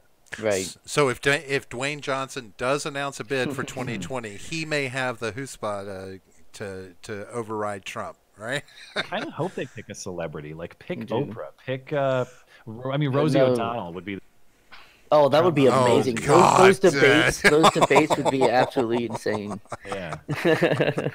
Wow. I mean, I'd be interested to see the Democrats try the similar strategy. All right, you picked like a brash celebrity, we're going to do it too. And I mean, why not at this point? Yeah. I'm not going to defend I'm not going to say everything I've just said in defense of Trump and then act like the Democrats would be foolish and wrong to do it themselves. I don't know if it'd work, but go for it. I mean, they need something to shake up that party. Yeah. So figure it out. You can't just keep wheeling out Hillary, and hoping she wins this time. I can't imagine they'll do it. But it's like, no, there's no way. Hillary 2020. Are you really sure? Well, they've already started trying to destroy Bernie, so I'm seeing that they're want to make sure that and stuff. Yes, the DNC is ready to get him out of the picture early, so they don't have to do it in the middle of the fucking primaries and screw up that way. But who knows? I mean, I expect to see some celebrity faces in the mix. I won't be surprised one way or the other, because I mean, he's opened a wide door for that. God knows, I hope it's not Kanye throwing his hat in the ring, but I'm seeing him as the next VP if Trump goes to 2020. Yeah, we are like 3 presidents away from President Camacho.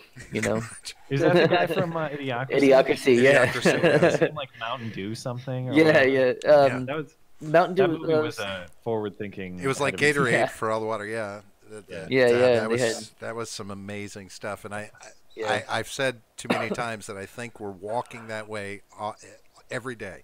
We're getting closer and we're getting closer. It's just Anyway, I was gonna chime in, but I've got a dinner date that I got to get to, so I got. Oh yeah. Oh, Matt, sorry to make it late. But I've enjoyed the conversation, guys. Hey, definitely. Thanks for coming on, Matt. We stuck a bunch of links down in the description that refer to you, so that people know where you're at. We really appreciate you coming on here tonight. Yeah, I appreciate the support for my show and my stuff and the time you guys have given. So thanks for all that. All right. Yeah, absolutely. Well, thanks for coming by, Matt. And you have yourself a good night and enjoy your dinner date. You as well. Thank you. Enjoy your night. I don't know if you're well, John and I, it's always a date. Sure. That's right. All right, see you, man. Good night, Matt. Well, that was fun. All right, yeah. Have you met my friend Matt before? I think so. Like Could once. you tell how close we were? Yeah. So, Look at me all full screen for a second. Did you get the impression too that if 2020 rolls around and nobody has anybody worthwhile, he's just going to vote for Trump again? I mean, yeah. If there's no other, Well, we already know candidates. We can blame him for this first time around. He was one of those votes. So yeah, we'll get on to him for the next one. Voted for the lulz. That was fun. It was some good stuff. Hey, Kim Kardashian. See, there it is, Kim Kardashian. She could very well make a run for it, and that ass alone would get plenty of votes. I mean, yeah, that's true. Get the popular vote. He mentioned what's her name? That Cortez Which chick. one? Alexandria Ocasio-Cortez. Yeah. So, Yeah. that's what the younger generation is starting to throw at us now. No offense to the younger generation, but, entitlement much. Yeah. But but she's not old enough. She's still 8 years No, out. she's like 27, 28, something like Right. that. So she Yeah. can't run yet. So I guess she's getting her feet wet. She thinks that she's probably got plans though to run and Oh, say, I'm well, sure. so whether 32? that would put her. No, she would be. Is 35 years old, so that's 8 years from now. So she would be able to run right around Oh, 24 or 28. 28, 20, yeah, something like that. depending on when her birthday falls. Right. Yeah. But unless she keeps putting out dance videos. Yeah. Have you seen anything about that? Have you seen this cute little dance video that she did? Yeah. The Guardian has been put it out. Let me see Yeah, if no, I I've seen it. can't throw Make it up things here. work. Throw it Do up here for technology post. stuff.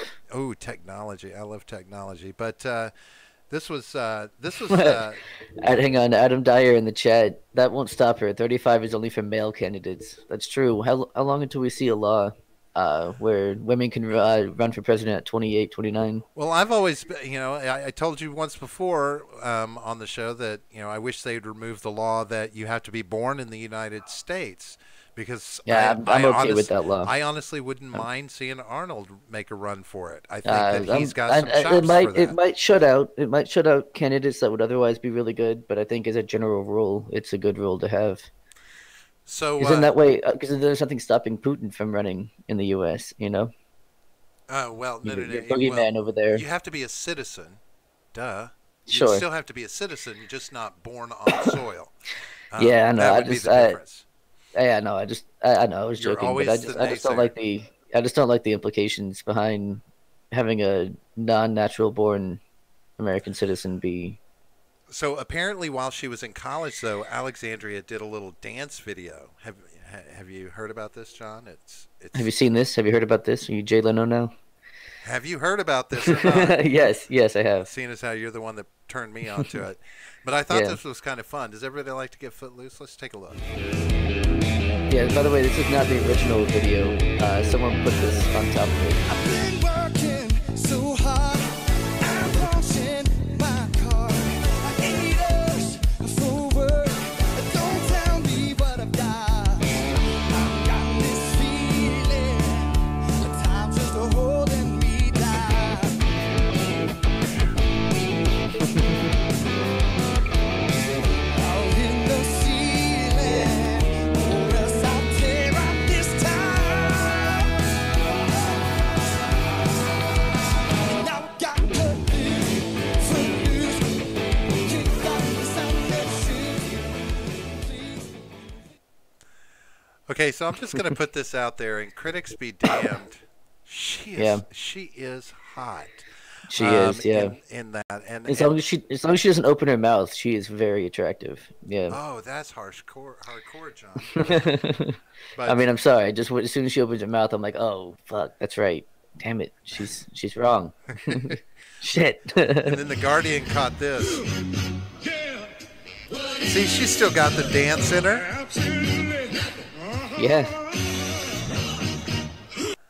She's still got the dance in her, John. She's still got the chops and the props to make that all your dance Yeah, dreams come but like true. but for some reason though, these things are like, I guess some people, I haven't seen a lot of people, but some people apparently are like mad about this, or like, I don't understand that, because I mean, so what? She dances. Let her dance. It might be a little cringy, but I thought it was pretty good. But some people might find it cringy, but certainly doesn't mean anything for her like political career. I don't know why it's a big deal. John, it is not becoming of a congresswoman. You are not allowed to have a good time. Yeah, if you no fun. represent. It's a girl thing. I love it, Danger Baby. Robert, move the screen back over to the right to cover that shitty watermark. Aw, poor you. Yeah, unfortunately, we do have the Guardian watermark. It is pretty shitty. Well, I just, John, you supply me these things, and this is what I get. You know what? I can make it easier for him. Boom. Yeah, we can just move on. So, then there's Elizabeth Warren. She's going to make a run for this thing. She's said that she's got the chops to do it. They're exploring, right? Hmm. And apparently she released a little bit of a video. Yeah. John's hesitant to play this, but I don't think it'll Yeah, be. I just don't want this stream of all streams that we've done to get taken down. But hopefully it won't. Well, See what it happens. was posted publicly on Instagram. You know, I mean, I don't think there should be any problem with it. Hopefully there won't. But you know, Yeah. I'm full screen. Yeah, Oh, I'm sorry. man. We apologize. I'm We did not give a trigger warning. You're right. We apologize for this. Apologize Oh. for. You know, it would be fine if it weren't for the fact. I know Midget's got a thing for Elizabeth Warren. I just know he does. So Yeah, you know he's that just was trying to probably, hide it. that probably just popped him over the top, and he wasn't ready for it. He's like, "Oh, Yeah. Elizabeth, I wasn't cheating on you. I swear to God, baby, I wasn't cheating on you." That's funny. But you know, so to appease John, you know, I suggest you go on this, you know, go on YouTube and look at this video. It's by one of those broadcasting services, and you know, she tries to get folksy though. I was impressed Yeah. that she tried to get folksy with a fucking beer. Yeah, Like- it was like an I drink- afterthought too. Like she started it and she's like, you know what? I'm gonna go and get a beer. Right. Like as if. And like, even she her just- husband was like, "I don't want to." Hey, Like, she's like, really? "Do you want one?" He's like, "No, I'm not going to have one right now." She's like, "Come on, it would make you folksy," you know. Yeah. But, you know? Yeah, but we're you- just like you. You know. Oh my God. Maybe she's just used to the men around her always drinking a lot of beer. Yeah. Well, I mean, You know, for the face like that, you know, you need some beer goggles to deal with that. What do you think? She's like a 8, 10, 15 beer woman? what do you think? I don't know. Do they make beer goggles that thick, John? There's only one way to find out, I guess. So the question is, though, Elizabeth Warren. Yeah, is we she, talked is to she, Matt is she a the little kind bit of about that. is she kind of the kind of woman that you would want to see running for president? I mean, or is she just really the last fucking hope? I think she's been the one in the most limelight recently, although not always positive limelight. You know, so I think that if anyone has a chance for like initial momentum, it's going to be her. But I just don't think she can carry it all the way through. Do you have a problem with her because of her Native American heritage, John? Apparently, yeah. Is that what it is? I'm 1024th racist, I guess. I like what Adam Dyer said. Give me one of these beers the normal people drink, husband, who I also sleep with, like normal Like people. normal people. Yeah, like that. It's a good comment. If I could like your comment, I would do it, but I can't. You can't like it? No, not on the that's stream. a shame. We could put him Yeah. in timeout. I'll give you. Here's your thumbs Can we- up right here. We there could it is. we could put him in Thumbs up. timeout. That's how we used to show love to our kid. Get in the fucking timeout, you. That's right. Shit, I love you and I want to protect Yeah. you. Go to timeout. Sit in the corner and shut the fuck up. Yeah. But Yeah. but you know, I think Matt's right. I don't know. Is there a field out there for candidates?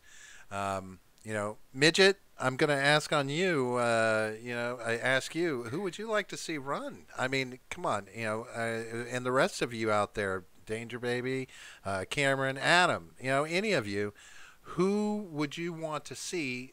And let's try and be serious. Yeah. Well, we don't have to be always. I guess I need to preface with that. I do have a timeout button, but No, I mean, who would you trolls are want to going to see? troll, you know. Yeah, I know, but why did we give one of them a fucking wrench? I mean, someone knew. Good answer. Now, see, if we could get America to do that as a write-in vote, that would be awesome.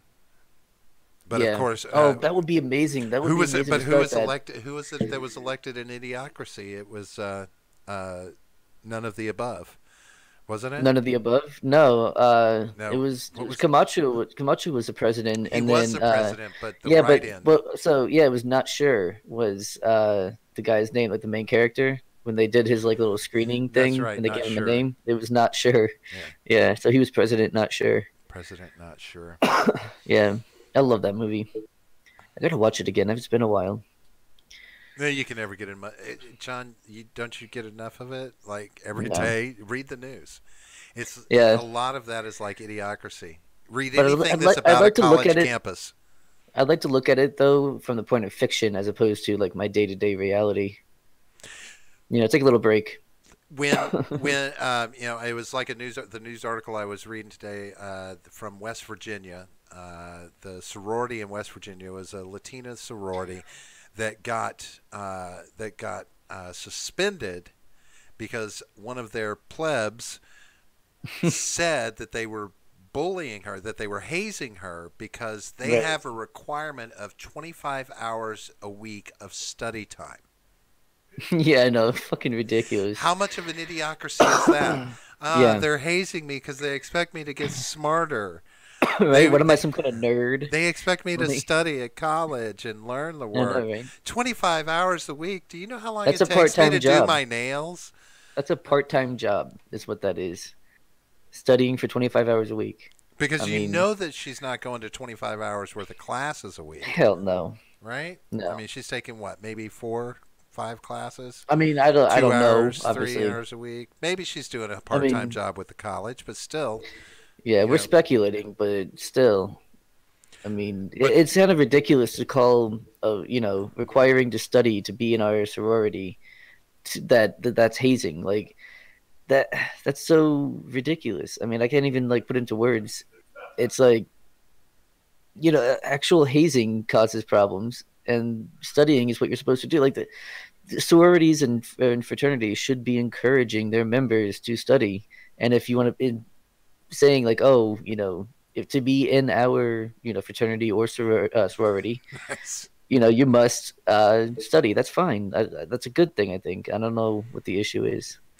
Well, it's because you put a requirement out there. And, even though it's been out there for a while, all you need is one person.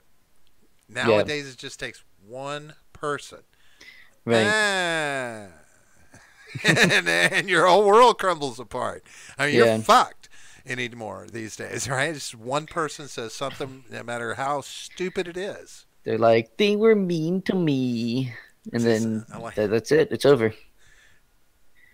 Mm, What were you going to say? I was going to say, I like what Adam said. I came here to get a diploma, $100,000 in debt, and given a menial job, not study. And that is That's- absolutely the truth. So Danger Rate I'm trying to be Maitreya Rael. Maitreya Rael. I believe that's how that's said. I mean, I'm going to yeah. go ahead and go on record as saying, I don't know who the fuck that is. I don't know who that is gotta either. Google something like that. Oh, he's French. Come on. Oh, Now, well, yeah. See, we don't want the you- French anywhere near you us. for- Thanks. They can go away. You forgot he was French. Come on. You knew. She knew. I think she knew. Yeah. To be honest with you, though, I do wish that Arnold could run. I do. Yeah. I think I know. he could bring some chops to the whole thing. He got smarter while he was governing in California. But she's on drink. Makes sense. Yeah, I mean, midgets there. So yeah, Yeah. gotta. I have a mean, beer. I would have been too if I didn't want to be sober, for our interview. So otherwise, I would have been. But what about Dwayne Johnson? I mean, if we're gonna have celebrities in the Yeah, we mix, need Dwayne Johnson and Kid Rock ticket for 2020. Now, some people may not agree with me, but you know who I've always said would be a great ticket? What's that? Jon Stewart and Stephen Colbert. They would definitely have a lot of momentum and a lot of support at the beginning. I mean, Um, there's some of the I mean, smartest I don't know- political pundits I've seen. I don't know whether I would vote for them or not, but I do like Jon Stewart. Not super familiar with Colbert, at least with his serious, views. But I've seen like when he was on the Colbert Report, and things like that. I enjoyed that. I was also a lot younger and much more left leaning, much more liberal than I am now. So I don't know if I would enjoy it now, but Well, he put out a book a So- while back. It was called what is it? I'm I American. own that book. I'm American, and so can yeah. you, right? I own that book. Yeah, it's actually really It's funny. a very smart book too, though. Yeah. I mean, Yeah. neither one of them, politically speaking, are stupid at all. They understand how it works, and then they're just really capable of making it funny as shit, right? Yeah. But they understand how it works. I'd love to see Al Franken come into the picture again, get back into politics, and make remember Al Franken's Yeah. a smart motherfucker. I think if he waited on like another election cycle, I think he could do it. John I think he Voight. could. John I Voight. think he's played the president before. That's called. If that's the case, then we'd have to see Morgan Freeman would have a good stand a good chance because wasn't he in Olympus Has Fallen? I don't Was know. it I the- didn't see that. I was don't it watch movies. Morgan Freeman? Yeah, I think it was Morgan Freeman that was in Olympus Has Fallen. Morgan Freeman would be good. Everyone likes Morgan Freeman. I've never heard anyone say no. He's shit. I don't like him. Ian McClellan, Gandalf 2020 or Magneto 2020, awesome. Oh, dude, Gandalf 2020 would be awesome. Yeah. President Palmer from the from 24. Yes, another. Why are all the good presidents actors on TV? Isn't that Because sad? it's easy to write a good president. Samuel Jackson played president in some movie as well, didn't he? I believe he did. I mean, so we've got some people that know how to play president. You know, a lot of people thought Trump could play president. But he didn't have the acting chops, so we've got some real actors that could do it. No, John Stewart, Stephen Colbert. I think great ticket there. I would certainly entertain, them running. I would certainly entertain the idea of voting for them. I don't like if it was held today and I just had the decision to, based on what I know about them, I probably wouldn't. But I would be very interested in seeing the debates and things like that. Because Jon Stewart was really good in a debate with Bill O'Reilly a few years ago, and so he's very, very good at debate.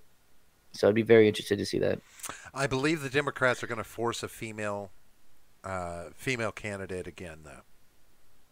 Maybe I can't remember where I saw it, but I saw something about like someone was saying, unfortunately, the Democrats need a male candidate if they're going to win, and it was some. I don't even want to. I can't remember where I saw that, but I mean that's what I was seeing, and so that'll be interesting. Yeah, I still think they're going to capitulate, and they're going to especially with as many Democrats, women that came on board after the primaries. Michael Avenatti, apparently. Nice. No, apparently I think he's saying that's who said it. Oh, who said it? Gotcha. Yeah. Oh, and Feinstein, apparently. But the Democrats aren't going to listen to that. They need a woman. That's how they're gonna appeal to the left base. I mean, I mean, they got more people to vote for Hillary than Trump, so maybe. But I just don't know. I don't know if they can get somebody elected on this is a woman. You know what I mean? Like Trump wasn't just up there and like I'm a male. I'm an orange male, a straight orange male, and this is why you should vote for me. No, he had actual policy issues, whereas Hillary was all about my vagina, and I'm a woman, so vote for me. Right. And so, do you think that? So, would you be in agreement that if he had been against Bernie in the election, Bernie would have obliterated him in the debates? I don't know if he would have. In the debates, I don't know, because Trump is much more witty, with off the cuff comments and things like that. But when it came to the actual election, I do think that Bernie would have stood a much better chance than Hillary did. Well, I have to disagree with you on the witty part. I don't think he's witty. I think he's insulting. Those go hand in hand. Those go hand in hand a lot of the time. No, you can have wit and you can destroy somebody without being insulting. But they're not. But they're not mutually exclusive either. No, they're not. But that's typically the direction his choice goes, is to be insulting, and that would have hurt him more if it weren't for the fact that it was Hillary he was up against. And nobody loved her as much as they could have.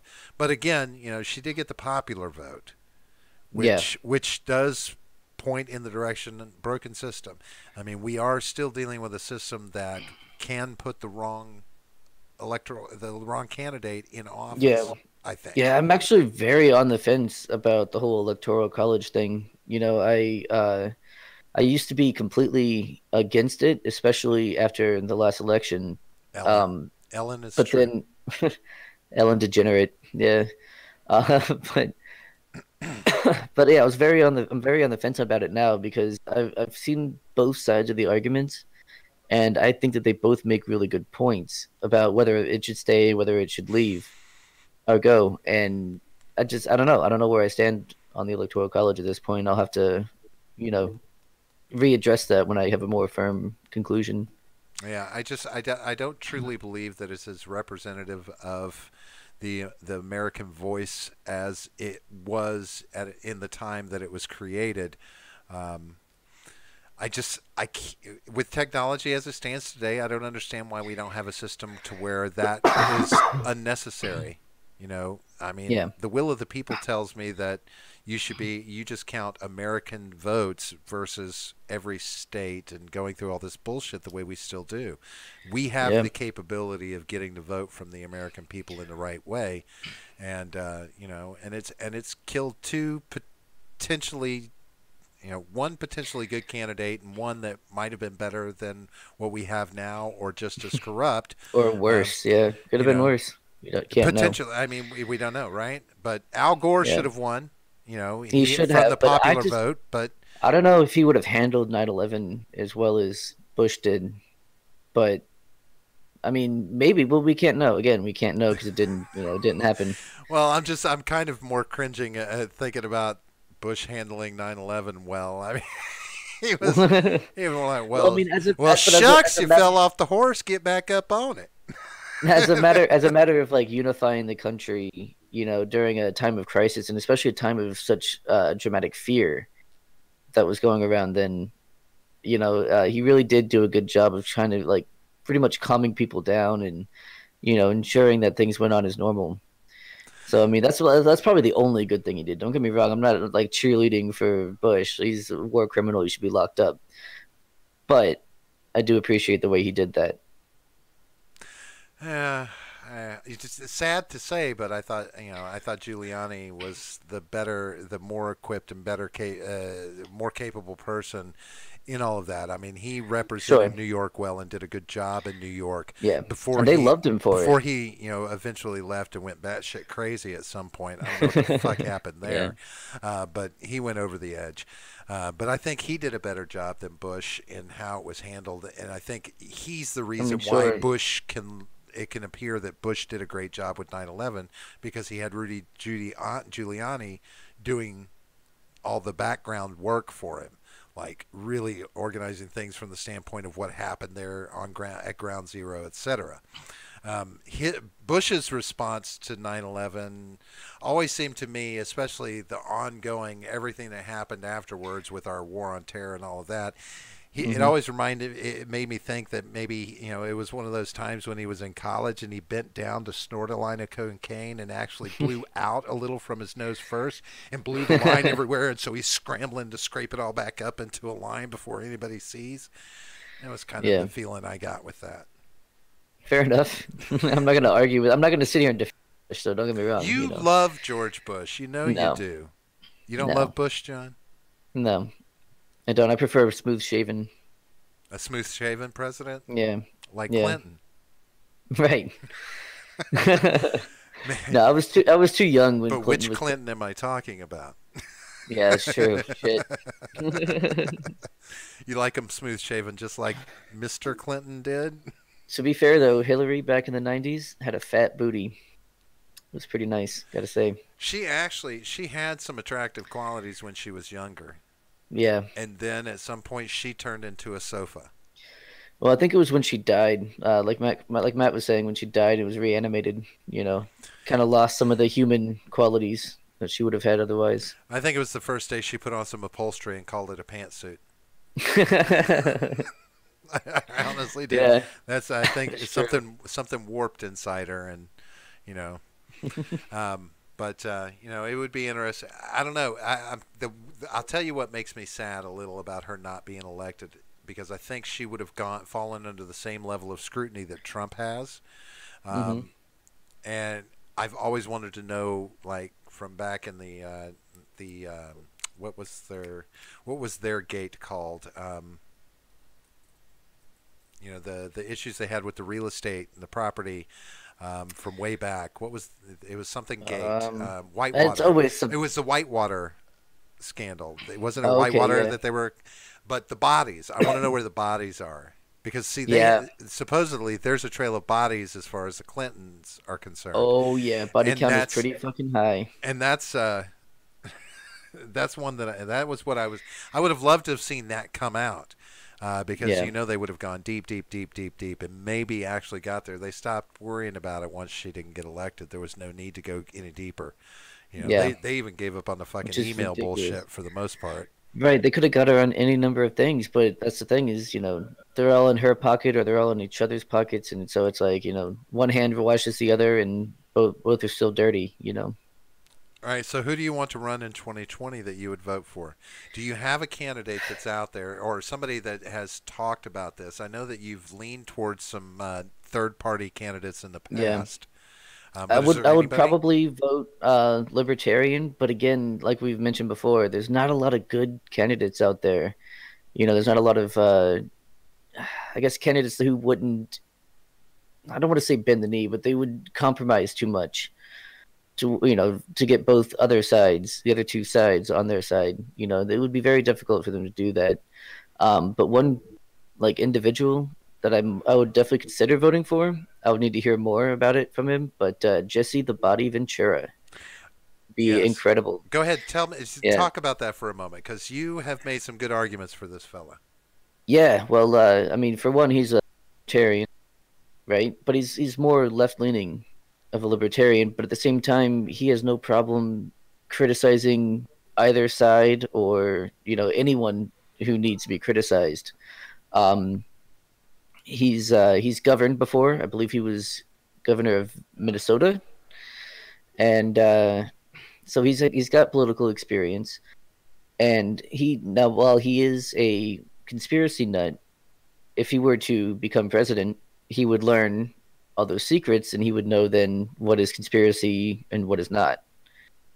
And so, whether or not he would be able to tell us, he would know and be able to make decisions based on that. And no side can say anything negative about him in a real substantial way, because he was a Navy SEAL as well, and he was a UDT, which is not the same thing, but it's the predecessor to the SEALs. So he's a veteran. He was, in wrestling for a long time. He governed. He's done, television and radio shows.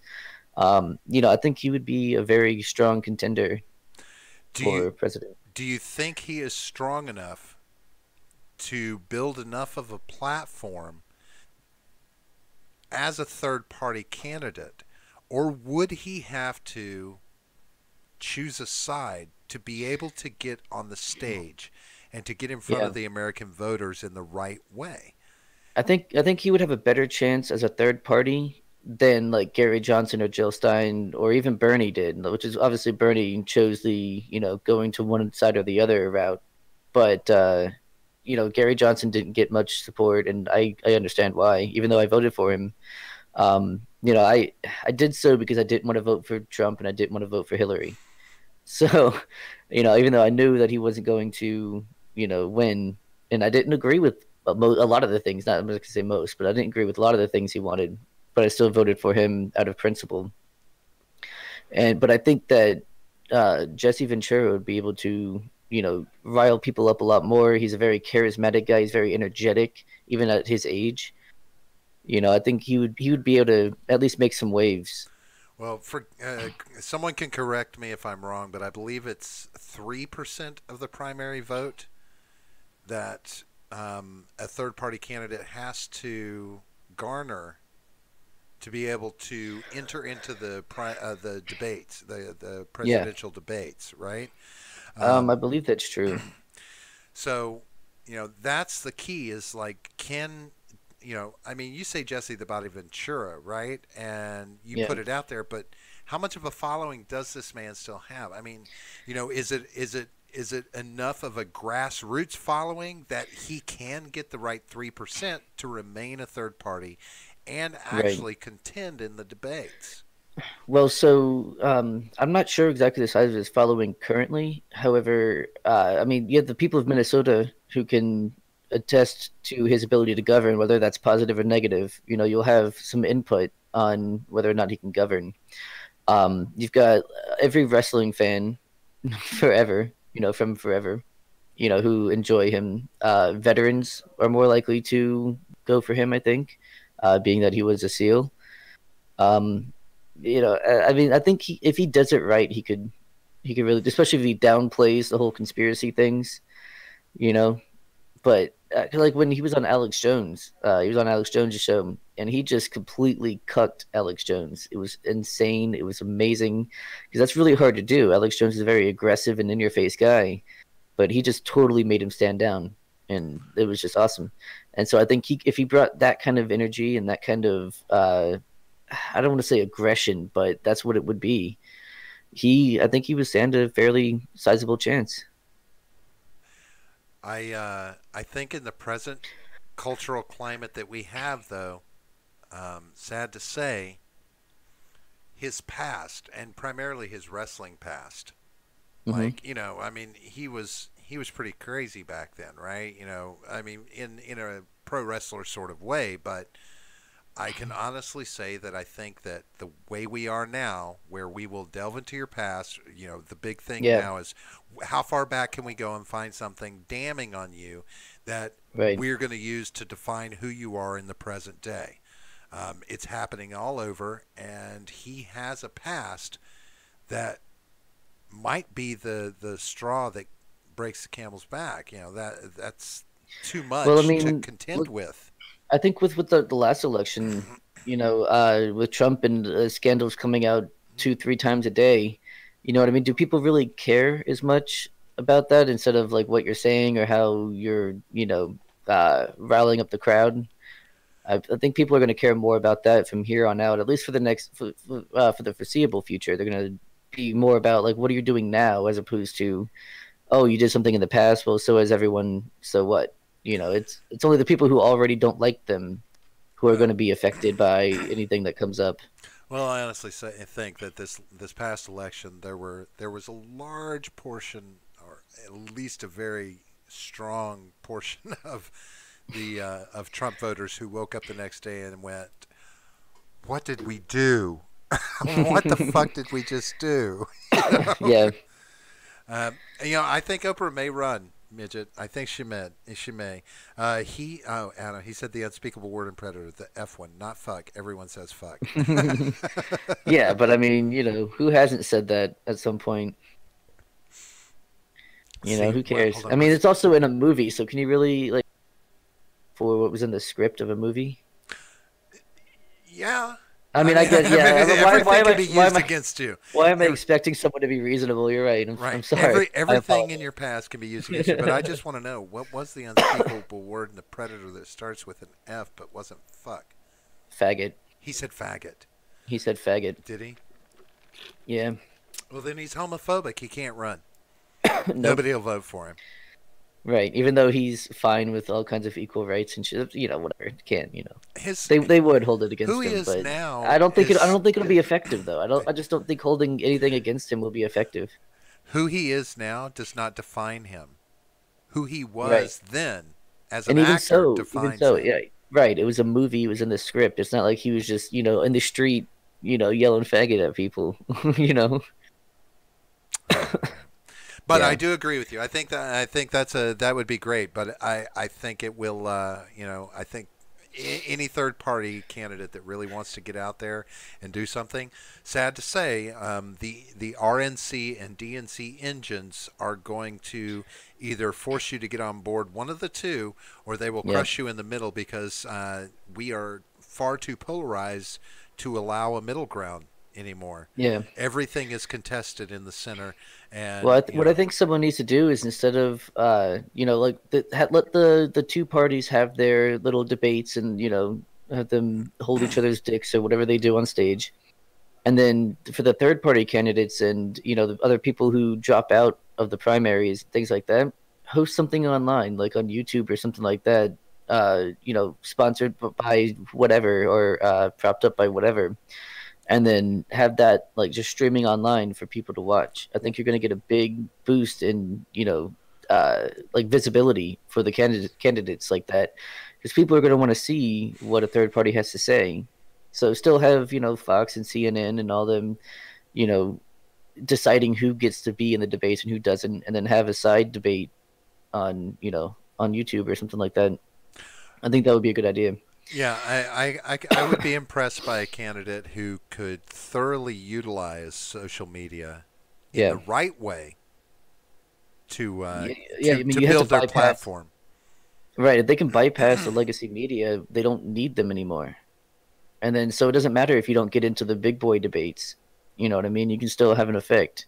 And it might not work for this election cycle, doing something like that, but in the next couple, who knows? It could happen. As long as we don't get any snowflakes up there, I'll be fine. Yeah. But John, you know what? I'm tired of talking to you. You bore me. Yeah. You bore me for another week. Pretty sick of myself as well. Hey, I want to give a shout out to Matt Christiansen, because that was awesome for him to stop by and talk with us. I enjoy getting a little more insight into him that you don't necessarily get from his videos, but you do if you watch them, which, I try, but, I don't get the chance to watch as much as I should because, well, porn. So there's more porn than there is news. You can have more than one tab open, just so you know. Yeah, but